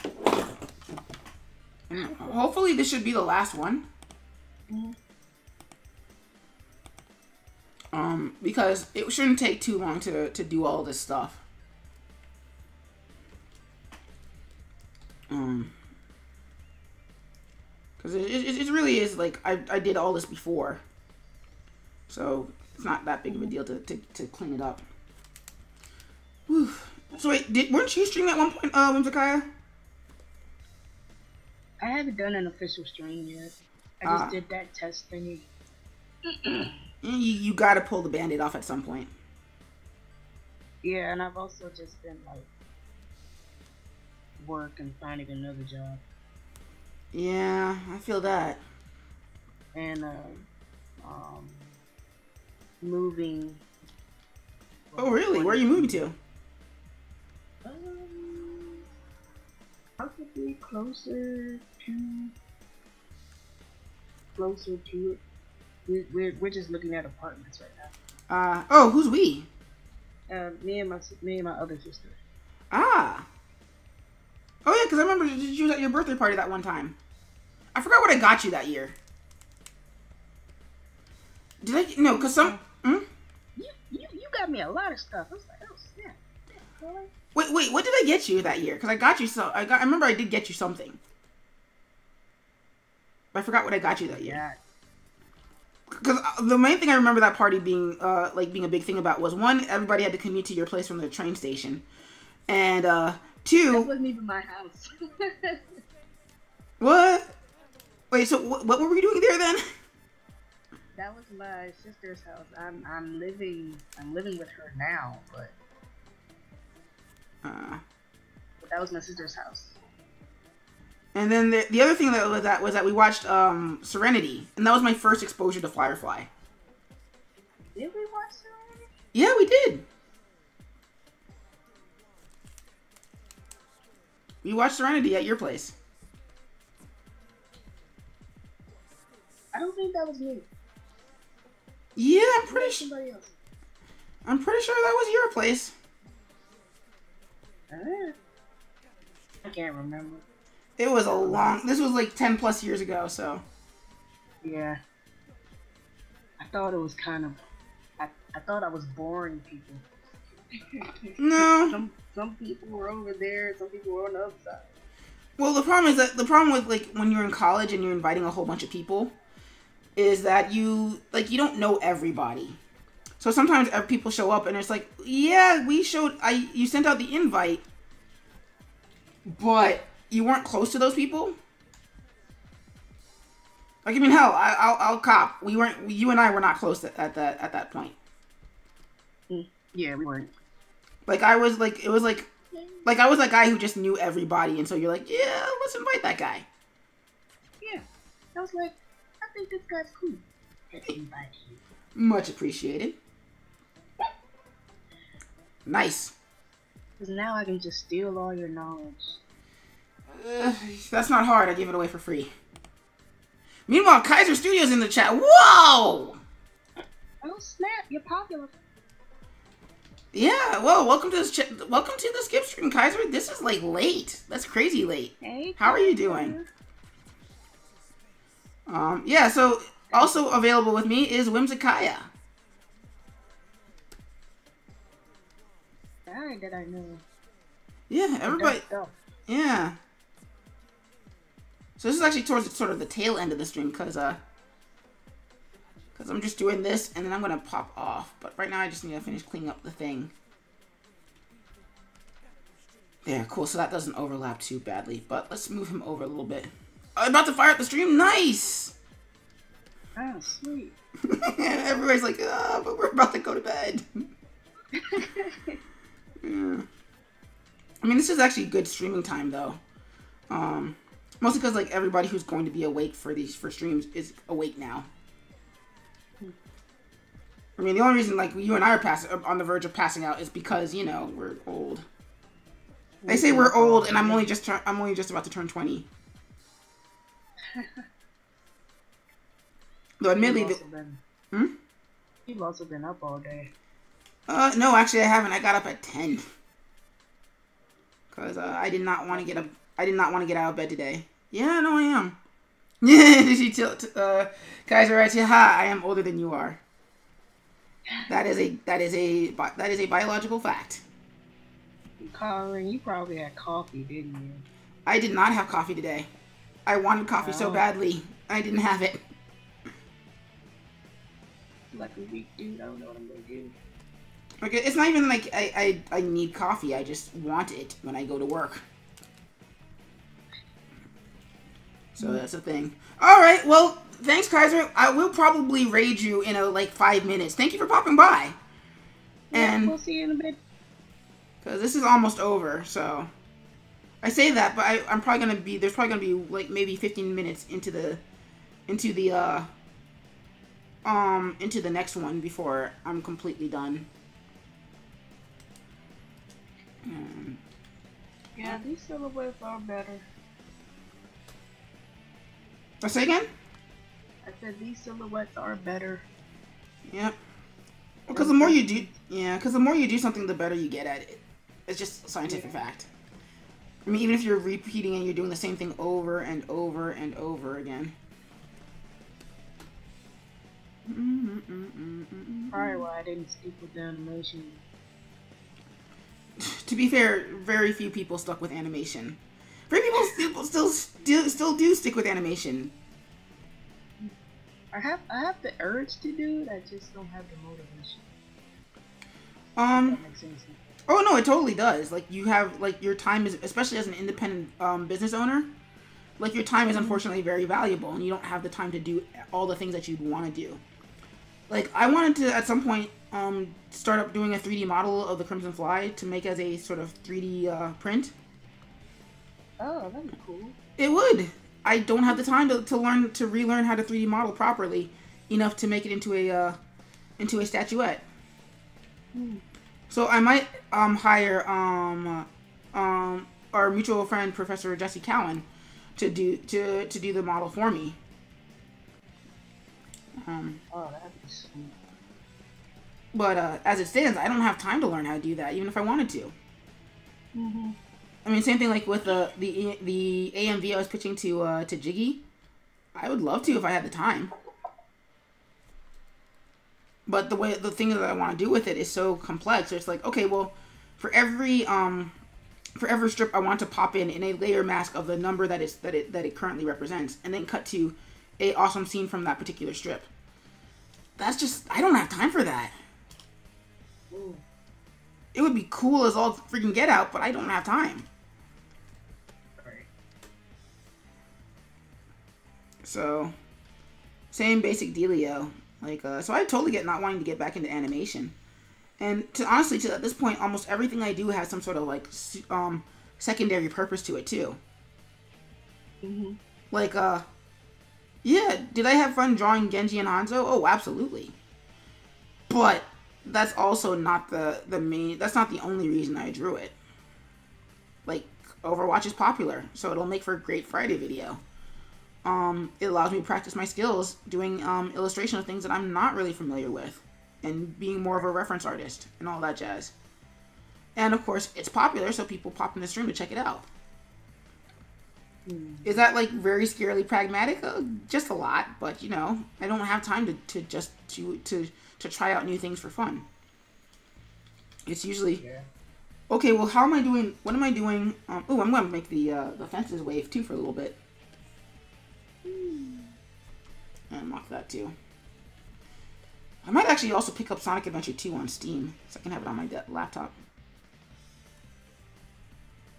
Oh, yeah. It's available on Steam. Oh, cool.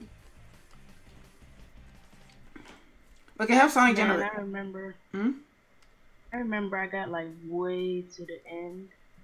Like the very like lizard biohazard, whatever that thing is. Yeah. And then my other sisters play The Sims. So mad. And you just never went back? No. I feel that. I was like, yeah, I'm done. I know there are two games for which that happened to me. The first one was Pokemon Red. Because I had 150 Pokemon. And, no, I had 145. I had 145. Back when there was only 151. Right. Now, I mean, yeah, some of them I got through cheating. Some of them were through trades, etc., etc. The point is, I had them. And this was like the one time where it was going to be like, they would never be contested forever. And then my sister, because I had wiped her file in Pokemon Yellow, because I had misunderstood what she meant when she said I could borrow the game. I thought she was giving me the game straight up. She was giving me the game straight up on the condition that I never erased her file. So when she found out I did that, then she erased my file in red and blue. Oh, dang. Me and my sister were very vindictive with each other when we were kids. There's a reason why I say that she is the only person in the entire world to have actually pissed me off. Like, there's people who have disappointed me and they've made me mad, but they've never made me mad in such a way that I would actually want to threaten physical violence with them. Yeah. Like, nobody has ever come to that point. Yep. I understand that feel very well. So, my mom, for once understanding the severity of our children's squabbles, because, like, you know how parents, they don't get it because, like, the cool thing for them about siblings is that siblings distract you from having to dedicate all of your attention to the one sibling, to the one child. Because then the other child can just distract them. Mm-hmm. So, my mom, like, usually when you have these arguments, the parents are just like, you guys have to sort it out among yourselves. My mom, for once, understanding, oh, this is a big deal. She makes my sister give me her red and blue cartridges, so I have all 3 of the original ones at that point. I mean, this is a moot point because I still don't have the Pokemon anymore. Right. But I have all 3 games, but by then I was like, I had 145. I'm probably never gonna do this ever again, and from what I heard, the reward wasn't really worth it because like the reward is never worth it. The reward for 100% completion in a Nintendo game is almost never worth it. Oh really? Well, like in Super Mario 64, you get 120 stars. You go to the top of the castle. Yoshi gives you 100 lives. In a game where you've already done everything there is to do. Oh yeah. In Breath of the Wild, if you get all 900 Korok seeds, Hestu, the guy who wants the seeds from you, gives you a golden poo that doesn't do anything. A golden what? Poo, like poop. What? It doesn't do anything. I mean, yeah, by that point you've maxed out all your stats as much as possible, but you don't get anything for it. Oh, you just a little overachiever. Yeah.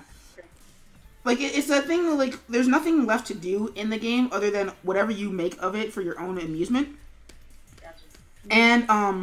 And fighting Calamity Ganon. That's it. Yeah. So, like, with Pokemon, I was like, oh, I get a certificate saying that I caught all 120 Pokemon. I don't care. I just want a super ultra special Pokemon. Like, that's what the reward should have been. You get all the Pokemon, and then the guy gives you Mew. How cool would that have been? Yeah, that would have been cool. But instead, all you... I think at the time you could only get them in red. Oh no, you could only get them through a special through special events or through cheating devices. Like Mew was never naturally available. Yeah, that's what sucks. Which I mean I get, but I'm like, yeah, you suck, Nintendo. Right. So when I beat Pokemon, I was like, I'm done. Now for the second game, it was Donkey Kong Jungle Beat. So Donkey Kong Jungle Beat was that one with the bongos. Mm-hmm. And so one summer I'd come home from AIW. It was either AIW or SCAD that I'd come home from. And so I decided I was like, I want to play this game. The problem was I didn't have a GameCube memory card. I only had a Wii. I had a Wii, and I didn't have a GameCube memory card. And I'm like, well, crap. So I spent the entire summer, it wasn't like the entire summer in that I was like, woke up, I played the game, and then I went to sleep and then played the game, etc., etc. But like anytime I had a free moment to play games, I played that game. Mm-hmm. And I got 100% completion with these bongos. Now the bongos aren't incredibly hard to use, but they're not easy either. Mm-hmm. Especially since what the game does, it gives you a ranking at the end of every level. Basically, how many bananas did you collect, and then how many of those bananas did you lose taking hits? And again, not easy. So by the end of it, I did actually beat the game in its entirety, 100% completion. In fact, like extra completion, because like after the final boss, there's a series of extra stuff that you can do too, including a few space levels. And so right as the game is over, it fritzes out. What? Like something about the disc broke. Oh wow. Yeah, just a lot. But I mean, by that point, I was like, well, screw it. I got 100% completion. What the hell do I care? Especially since, as far as I know, there isn't anything extra for getting 100% completion. So yeah, that's my story of like 100% completion games that I'm like, I'm never going back to that. Especially something like Gold and Silver where they're releasing it on the Virtual Console. I'm like, okay, well, how do I get the other like Pokemon that the other 113 Pokemon that are not in this version? Even though I think for me, Gold and Silver was the greatest version of Pokemon ever. Yeah, it was. Like nothing else. I'm sorry, nothing else compares. Like I can never finish any other version of Pokemon. Yeah, Gold and Silver was the first one that I beat the league, and then I got the second set of badges. The only thing I had to do was just fight Red. Yeah. Never beat him. Yeah. I didn't even think I ever got to that point. Oh, I got to Red. I never beat him. Mhm. And then he would still get stronger like every time. Mhm. And even when it's maxed out. Well, because my problem was that like when I was playing Pokemon, what I would do is I would just muscle through everybody I fought. So it'd be like, me too. or it's just like, oh, pick the right type matchup, and then muscle through. Like it's why Venusaur was my jam in Red and Blue, because Venusaur had a type advantage over Brock, over Misty, and over one more other character. And especially in the beginning game where Charmander was pretty useless. Like I'm sorry, Charmander was useless in the pregame. So, but yeah, I would just like power through and then just muscle through the character, through whoever I was fighting, and never actually think about the strategy needed to beat them. Mm-hmm. So, especially since like I never like the competitive scene just was not, at least where I live, was non-existent because the link cables were crap. Yeah, me too. I just really played by myself. I just did a little contest with my sister when she played it. So, yeah, so that was fun. So when I got to Red, where you actually do need to have some sort of strategy fighting his team, I was like, and that just never happened. Rather, I was like, well, screw it, I beat everything else, and I don't need to fight Red for any reason. Right.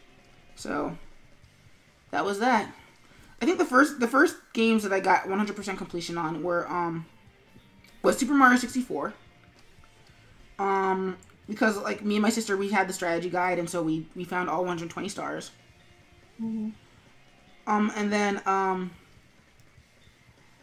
then I think the other one that we did jointly together was also Super Mario Advance 2, Super Mario World, where we got all 96 exits, and we somehow split them evenly between both Mario and Luigi. So 48 with Mario, 48 with Luigi. We did, I don't think we did 100 completion. I think we just beat the game a couple times. We did a Super Mario World a couple times. Because it was just easy. Well, yeah, because it's less about like it's less about being hard and more about showing you what you can do, what they can do with their stuff.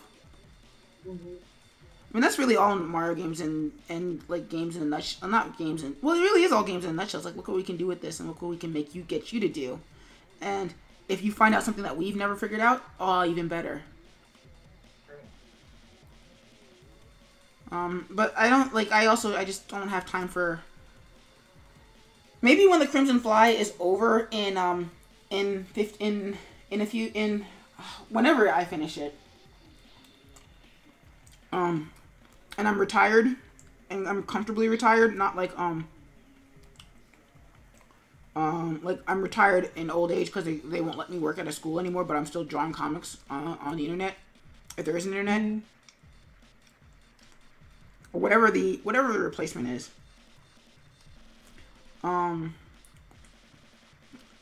Then yeah, maybe I'll find time to find a new hobby and make a comics my thing.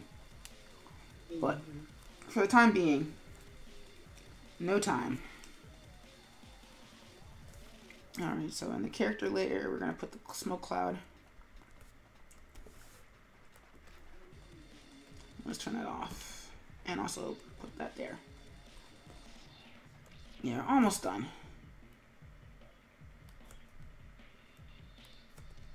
God, animating this is going to be a nightmare.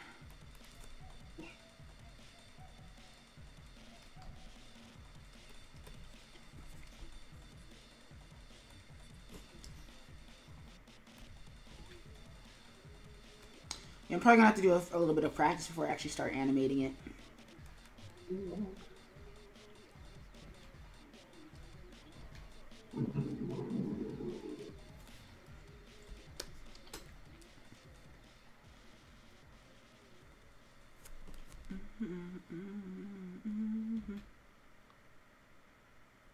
So wait, so Kai, do you have any plans for like a story or thing that you want to do beyond just like doing more illustration? Oh yeah, I do. Oh, do tell. I have my surreality story and my Your what reality story? surreality as in surreal. Oh, nice. Mm-hmm. That's a cool idea. Not gonna lie. And my Agent Malone. Nice. So what's your reality about? About this girl, she goes on a journey to find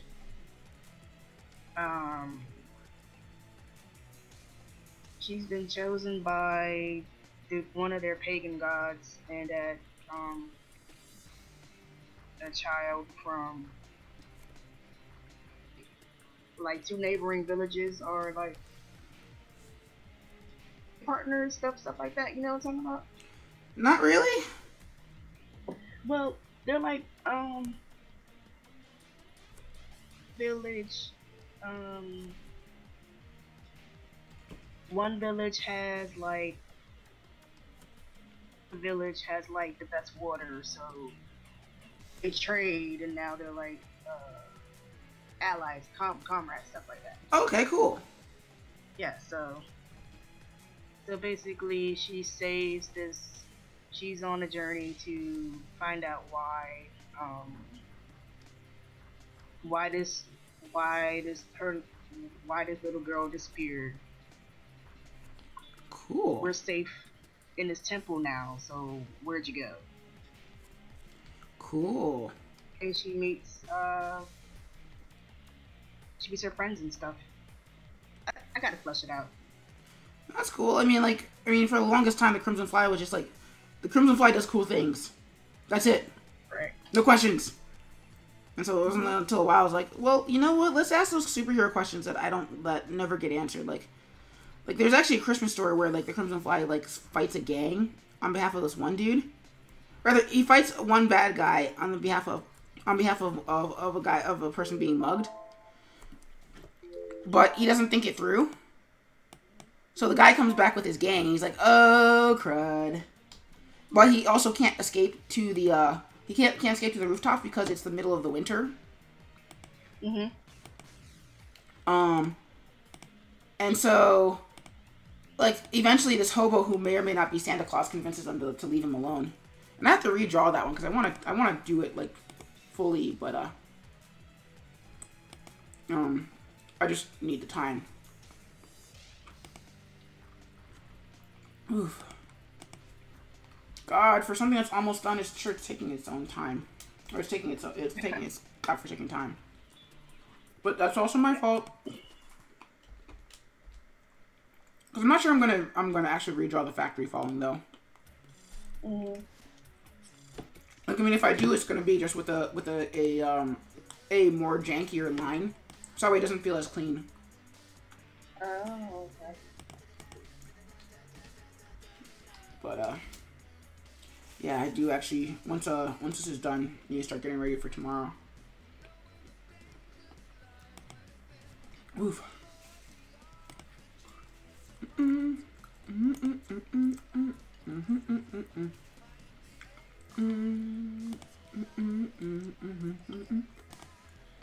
It's funny. I'm looking at this picture of on DeviantArt. This person who did a female female Link from Link's Awakening. Not Link's Awakening. The other one. Link to the Past. Mhm. And so they have this entire canon about a female Link, and I'm like, that's cute for something that's not canon. Mhm. I mean, I don't know. I'm weird and dumb like that. Where I'm like, yeah, no, subtext versus actual text versus etc. etc. etc. Right. And also because I do worry about that sort of thing where it's like you're drawing and you're coming up with this whole awesome canon and stuff, and then somebody comes out and says, yeah, that's not canon. Right. And I'm like, damn it, I spent like 5 years on this.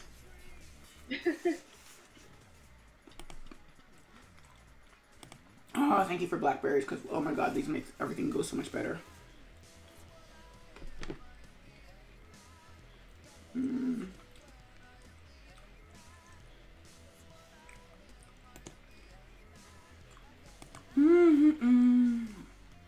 Where's Hainsaw Art? Because I need to find them and follow them too, because Hainsaw always pops in and lurks, and I was like, I should really find that. I didn't know that they stream, so...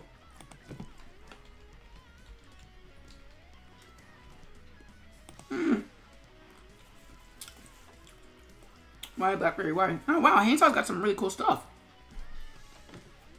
Who? Let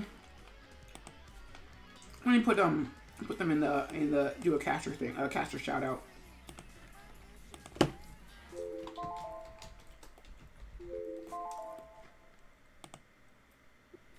Hainsaw Art. So yeah, it's in the chat now. Or rather, not in the Discord chat, but in the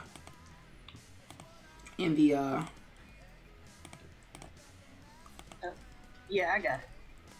So this should hopefully be the last one. Oof.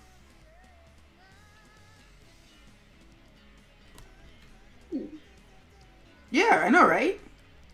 Neat. Oh, that's so cute. Hey, yeah, no, pop by, say hi, and tell him Skip sent you. Okay.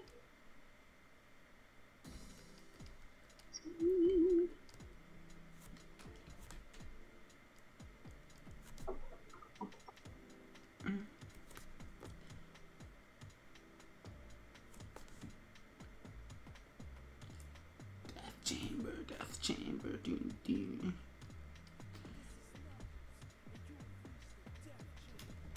Death chamber. It's weird because I love this song, except when he starts rapping about back and forth with himself about Knuckles like sort of talking to Sonic, but they don't get a different voice actor to do Sonic, so it just feels like the guy's just like giving his own personal series of events. And I was like, you should have just gotten somebody else to narrate that. And we'll swap that over here.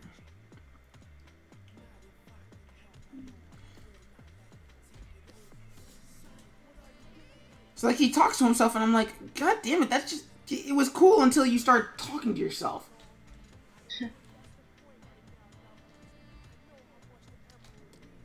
So yeah, that is a number. Like, I don't know, I find that like usually when it comes to quality, it's subjective, but the easy qualifier about it is how much it takes you out of the experience. If it's bad, good or bad. Like if it takes you out of it, then I think that's the line that I draw. Because like, yeah, the lyrics are really cool until I hear him start talking to himself because of a poor creative decision. Because again, I get the idea of having Knuckles and Sonic argue inside Eggman's base. I do. I just, wish that they'd gotten somebody else to actually do the voices for that segment.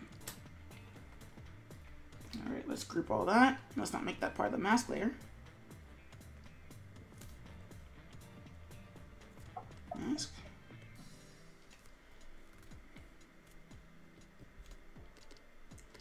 Let's leave that. Alright. Actually, A, C, D, B,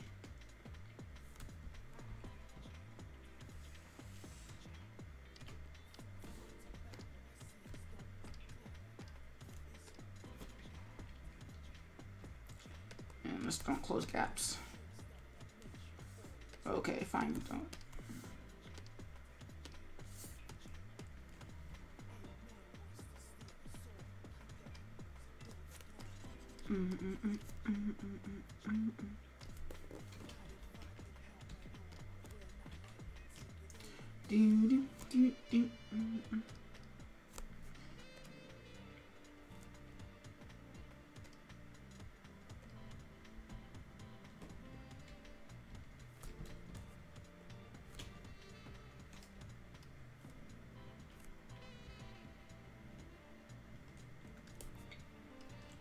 Let's cut that out and see what still needs filling. Paste that. Fill. Fill. Yeah, this animation is gonna be a pain in the butt. It's gonna be a really enlightening experience, but it will be a pain in the butt.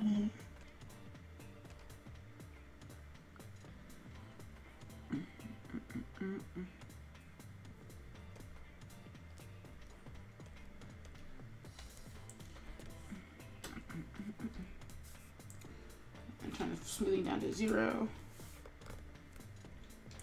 Pull out just a little bit. Which is not what she said this last night. Shut up. Never mind what that joke die. It's weird because if I had steadier hand, like I probably would work at 0.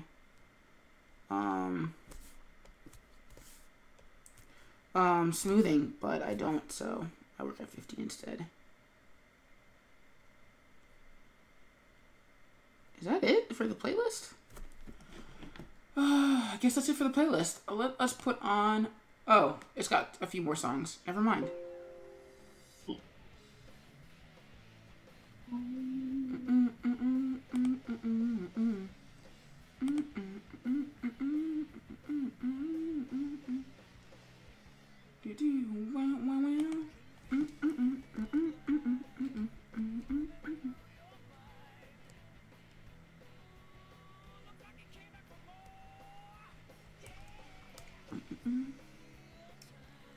Ooh, Kai, while you're here, you should actually also check out, see what Kaiser Tillman's working on. Yeah, I saw it. He's doing like a Stan Lee pick. Hey, what? Oh, nice. Oh, he's doing Stan a Lee pick. Oh, yeah, because AwesomeCon's next week. And Stanley's going to be there. I'm hoping that part of my paycheck... I said it was looking pretty cool, but he has the chat turned off. Oh, so that people can't talk to him? Really concentrating. Wait, does he normally have the chat turned off? Because like I didn't know that I knew that he was on stream like subconsciously, but I didn't know that he streamed. Yeah, I have no idea. That's the first time. Because I've never. Because I mean I haven't been on his stream, so I don't know. Yeah, me neither. I've never been on it. I mean, it also depends on your reception towards talking to people in the chat too. Because like I've been lucky, like the chat hasn't been too bad and I haven't had to step in and moderate stuff, but there are a few times where I'm just like, guys, you're kind of you're on thin ice, please be careful, or that makes me uncomfortable, and because it's my stream I'm allowed to be uncomfortable.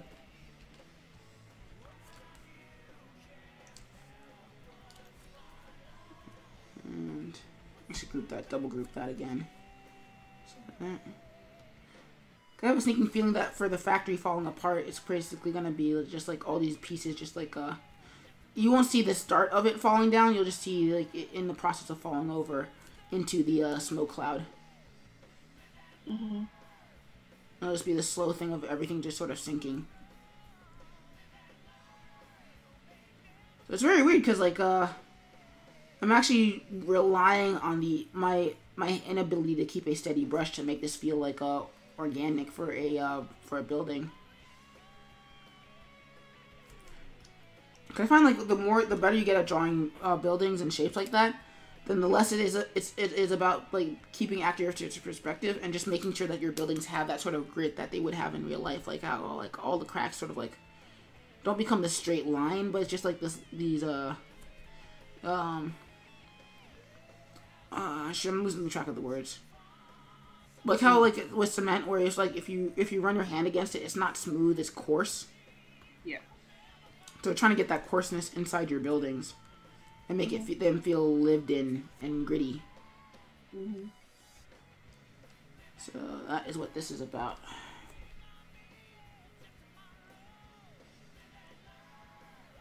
I think Kaiser's done. Which ones are done? I think Kaiser is done with his. Because it's just his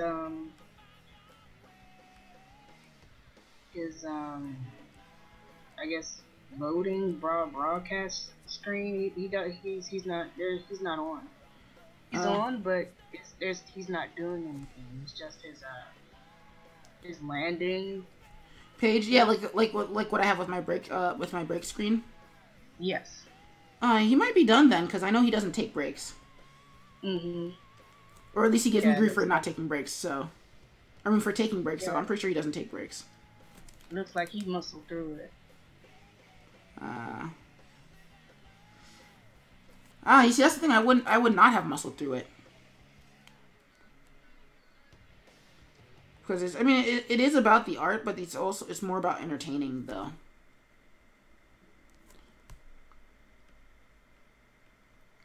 So it depends on the person too. Because I mean, for me, it's in equal. It's 1/3 entertainment, 1/3 education, and 1/3 me getting work done. Mm-hmm. And that's just for me. It depends on the person. So, it is what it is.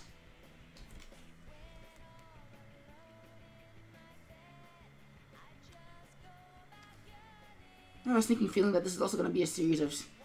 It's not going to... Yeah, this is probably not going to be as hard as I think it's going to be. I think the big issue is going to be the smoke clouds. Mm-hmm. Because the fence swinging back and forth is pretty much just going to be like a flag animation. Mm-hmm. Where it's just like waving in like a towel or a wave or something like that. But the building falling over is going to be less of a like a regular collapse, like how you should animate it, because I'm on a limit, and I'll probably be starting it on Friday. Mm-hmm. Like I have no idea what I'm going to do for more action oriented scenes later in the series, because like the one that I'm the most proud of for the time being, at least the one I'm most proud of showing off, that took like 33 hours. Oh, wow. Yeah. And so, just make a inside group, because I don't want to have to worry about this. Now later. it's just... Well, because just animating? Yeah, pretty much, because it was like the Crimson Flight just going on a rampage. Oh, okay, gotcha. And it's just nonstop for like 4 seconds of stuff. Mm-hmm. Plus, it was not just the Crimson Flight going on a rampage, but it's also all the characters their reactions have to be animated as well too. Right. So that was it. You gotta do the twins and stuff. Mm-hmm. And all that. Then you gotta do that stuff in Flash. Yeah, well, I mean, the drawing parts aren't as hard anymore. Like the only time it's a problem is if the drivers don't work well, and even then it's mostly because that's the thing I'm worried about is just like, okay, what happens when CS6 is like so incompatible with everything currently running that I can't use it anymore? Because Animates Brush, I still don't like it.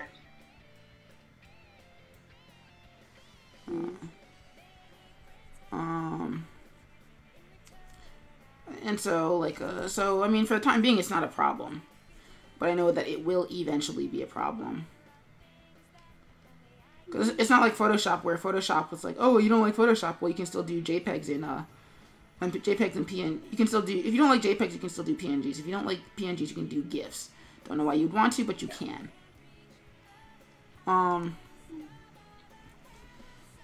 What's the word? But with Flash files, they're only available in Flash. For the time being, anyway. Alright, let's group that. And fill in the white.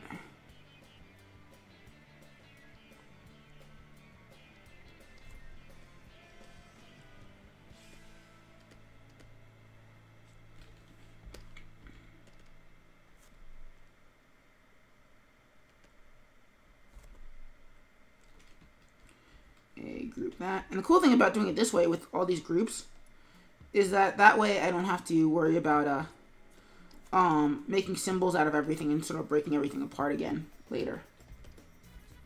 Oh, okay.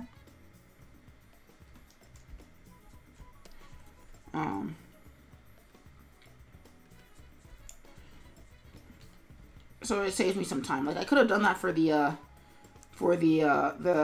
guys running out of the factory, but I don't know how, or even for the smoke clouds a little bit, but I don't really quite know how those are going to break down yet. So I didn't do that yet. I don't want to break it down if I don't have to, because the breakdown is very unique to that particular character in that moment. It's why there's no puppets in the Crimson Fly, because the motions and actions are so unique to that particular strip that there's not, that if I try to apply them elsewhere, it just wouldn't work.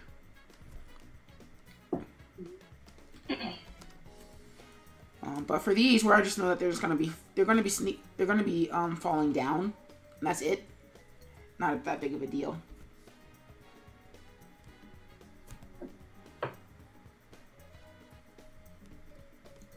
In fact, I'm probably gonna cheat for the smokestacks too.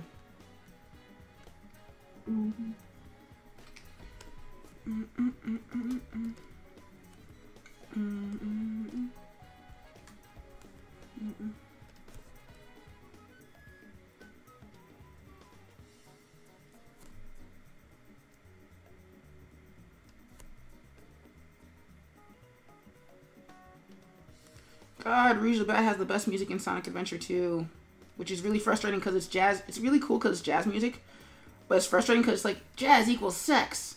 Are you horny yet? Because, I mean, like, what was really cool for me about the Sonic Adventure 2 soundtrack was that everybody had their own, they didn't just have their own music, but they had their own genre of music for their playstyle. Not playstyle, but just to represent their personalities. Like, Sonic got butt rock. Tails got J-pop. Well, no, Tails got J-rock. Amy got J-pop. Knuckles had rap because dreadlocks and grapes equals rapper. Shadow had this sort of weird, like, techno punk. Or he got techno straight up. And Rouge got jazz. Blues and jazz. And, I mean, in the cases of Knuckles and Rouge, it's really unfortunate because, like, oh yeah, Knuckles would be black if he was human. It's like, why? Because he's got rap. And I'm like, that's not to say that, like, oh, rap inherently bad or anything like that. Because, I mean, I do love me some good rap when it's good. But, it's also very apparent. It's like, oh, this is what we think of black people. Oh, black people like rap. And in the case of Rouge, it's like, oh, blues, rhythm, blues, and jazz because she's sexy. I'm like, there's more to jazz than sex. Come on. Right. I mean, and honestly, if you really want to read way deeper than anybody really should feel comfortable with, oh, it's black, it's jazz. Right. And shrink that down a little bit.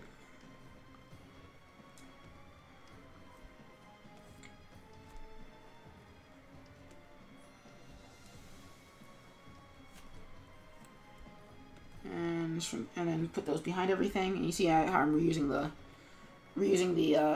chimney stacks without, you know, having to draw more chimney stacks.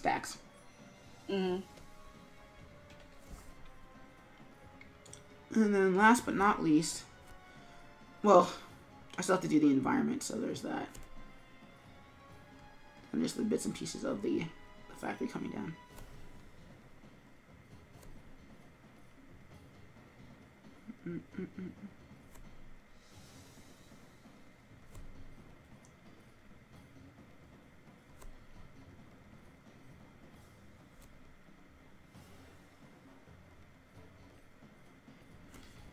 And let's see, break that up a little bit.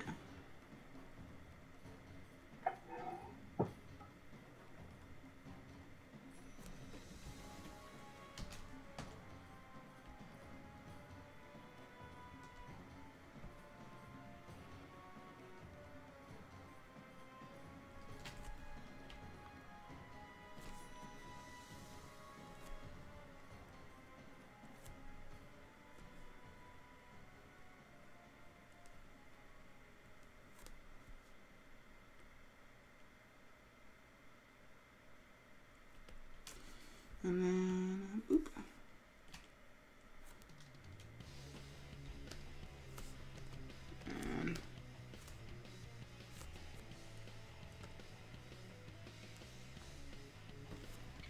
And actually, that's just straight up not a bad idea. I should just really go over it. So much for my attempt to be lazy. Thank you for that, Kaiser.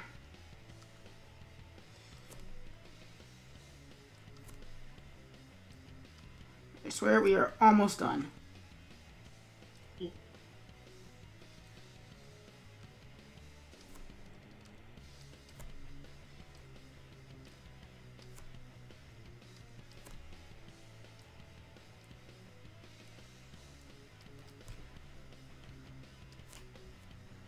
Cool.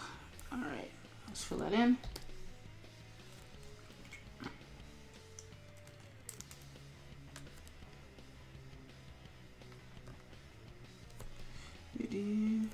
So wait, so Kai, are you thinking about doing a stream at some point? Yeah, at some point. Just don't know when. Do it for something dumb. That's what I did. Okay. I mean, like, by the point I started streaming, like, I already had the speed paint series going, so I wasn't really, like, worried about, like, oh no, audience and stuff. I mean, my big thing was basically, why aren't people showing up? Oh no, people are showing up, how do I keep them? And now it's become just like, people show up. Make sure you acknowledge them, hang out with them, make them feel welcome. But if you don't swing by, that's okay, I'll live. So I would just like start it up and just like have a sketch that you want to do for either for a commission or for a poster. Well, actually, already does look pretty cool by itself. And then zoom out some more.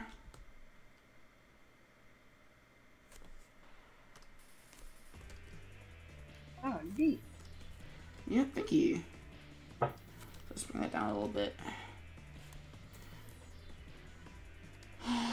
Put on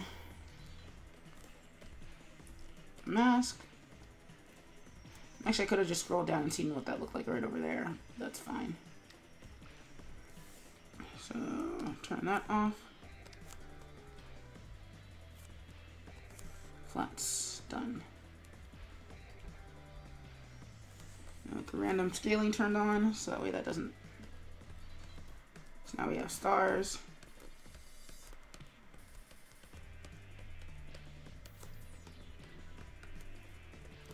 And mood.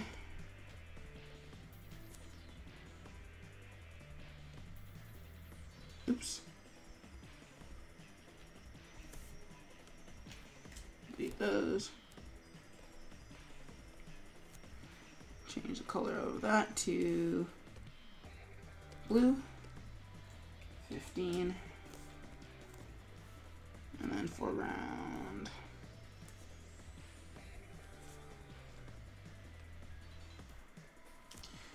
Oh god, my glasses, my eyes are starting to need to reacclimate to not having contacts in them all the time, so really need to finish this up soon. Catch 22 of contacts.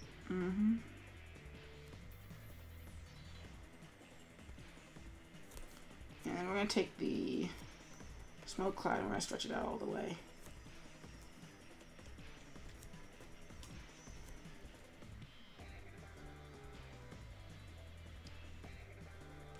And we're going to stretch some of these elements out a little bit further.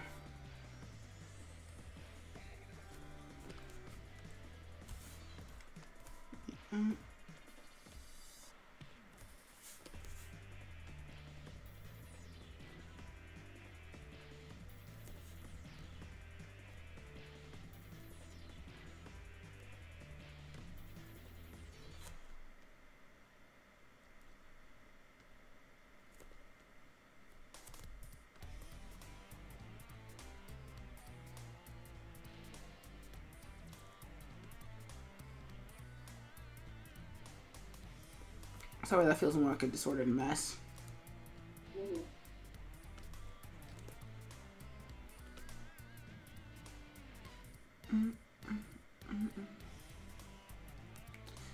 Actually, let's go in there. And we're going to make the smoke cloud part of this layer too.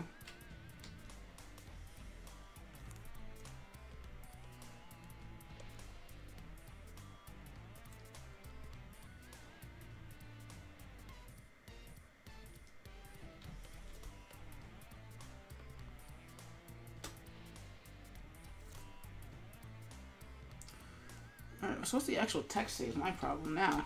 Like, what does the text say? So there is text.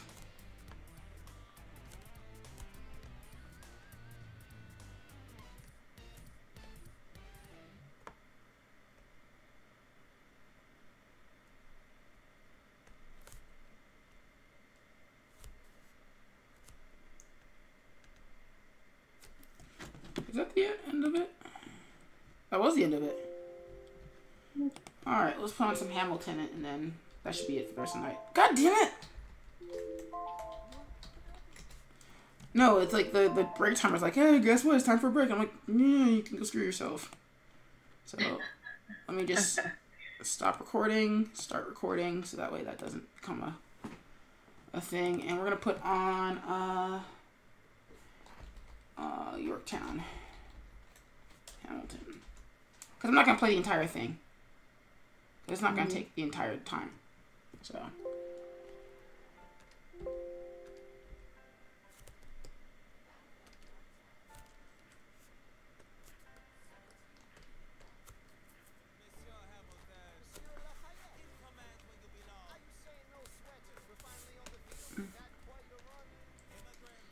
Get the job done.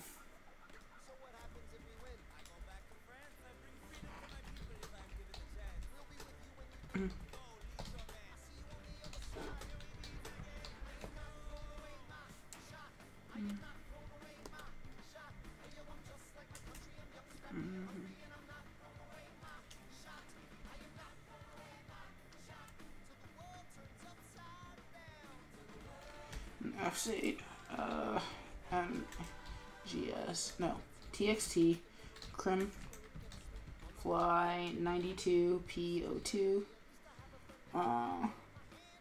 PO2, oh, Crim, Legs, oh, rather, no, Crim, Fly, actually, oh, one.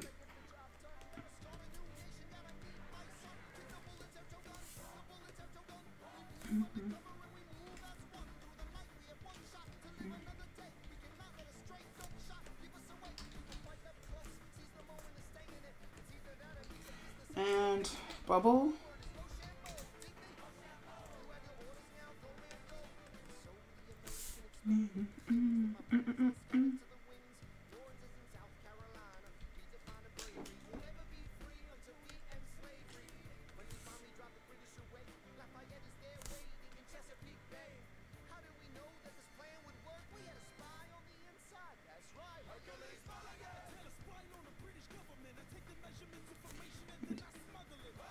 Didn't I give any text for that? Nope.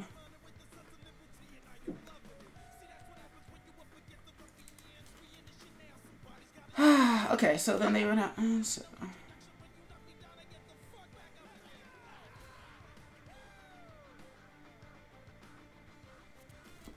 Now let's change that text.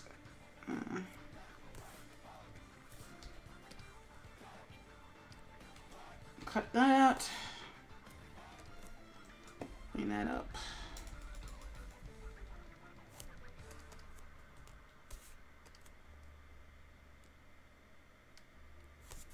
Text.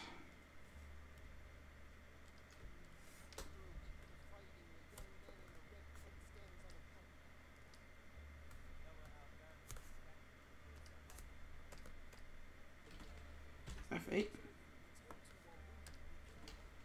Oh wait. F8. TXT. Crim fly.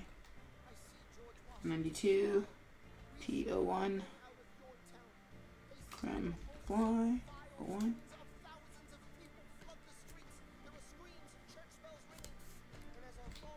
Text.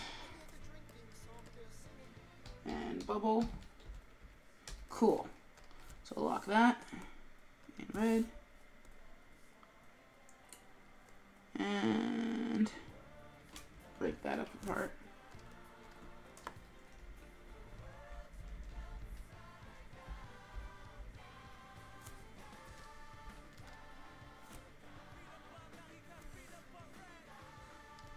Cool, and I think that's it. And let's double check to make sure that the... Oh, come on, Flash, don't be dumb. Yep, okay, cool. Alrighty then. And that's it. So we're gonna hit stop recording. Put on the timer. I mean, to put on the loading screen. I really need to make a finished one. Who's still in here? So it says there's 9 viewers, which is weird. So Best is still here, Fagwan is still here, Madeline's still here, Whimsikai is still here. Thank you guys for hanging out for the entire duration of this. How long have I been streaming? Almost 4 hours. Cool. The next stream will be on Friday, June 9th, aka this Friday, where we will be animating this, and I will be figuring out something else to doodle. I'd be working on my 24-hour challenge thing. I might be working on my Patreon comic or something else, but it won't be whatever the image is because we just finished Hanzo and Genji tonight. Again, thank you guys for popping by. Thank you guys. Thank you hosts, whoever is hosting. It won't tell me right now, but thank you for hosting. And Whimsicaya, thank you for co-hosting and manning the chat. Maybe next time I'll have you run the DJ section. Yeah. Because you always pick out some good music. But on that note, I'm gonna be dipping out. Maybe swinging by Kaiser Studio, see what he's up to. And yeah, good night, everybody.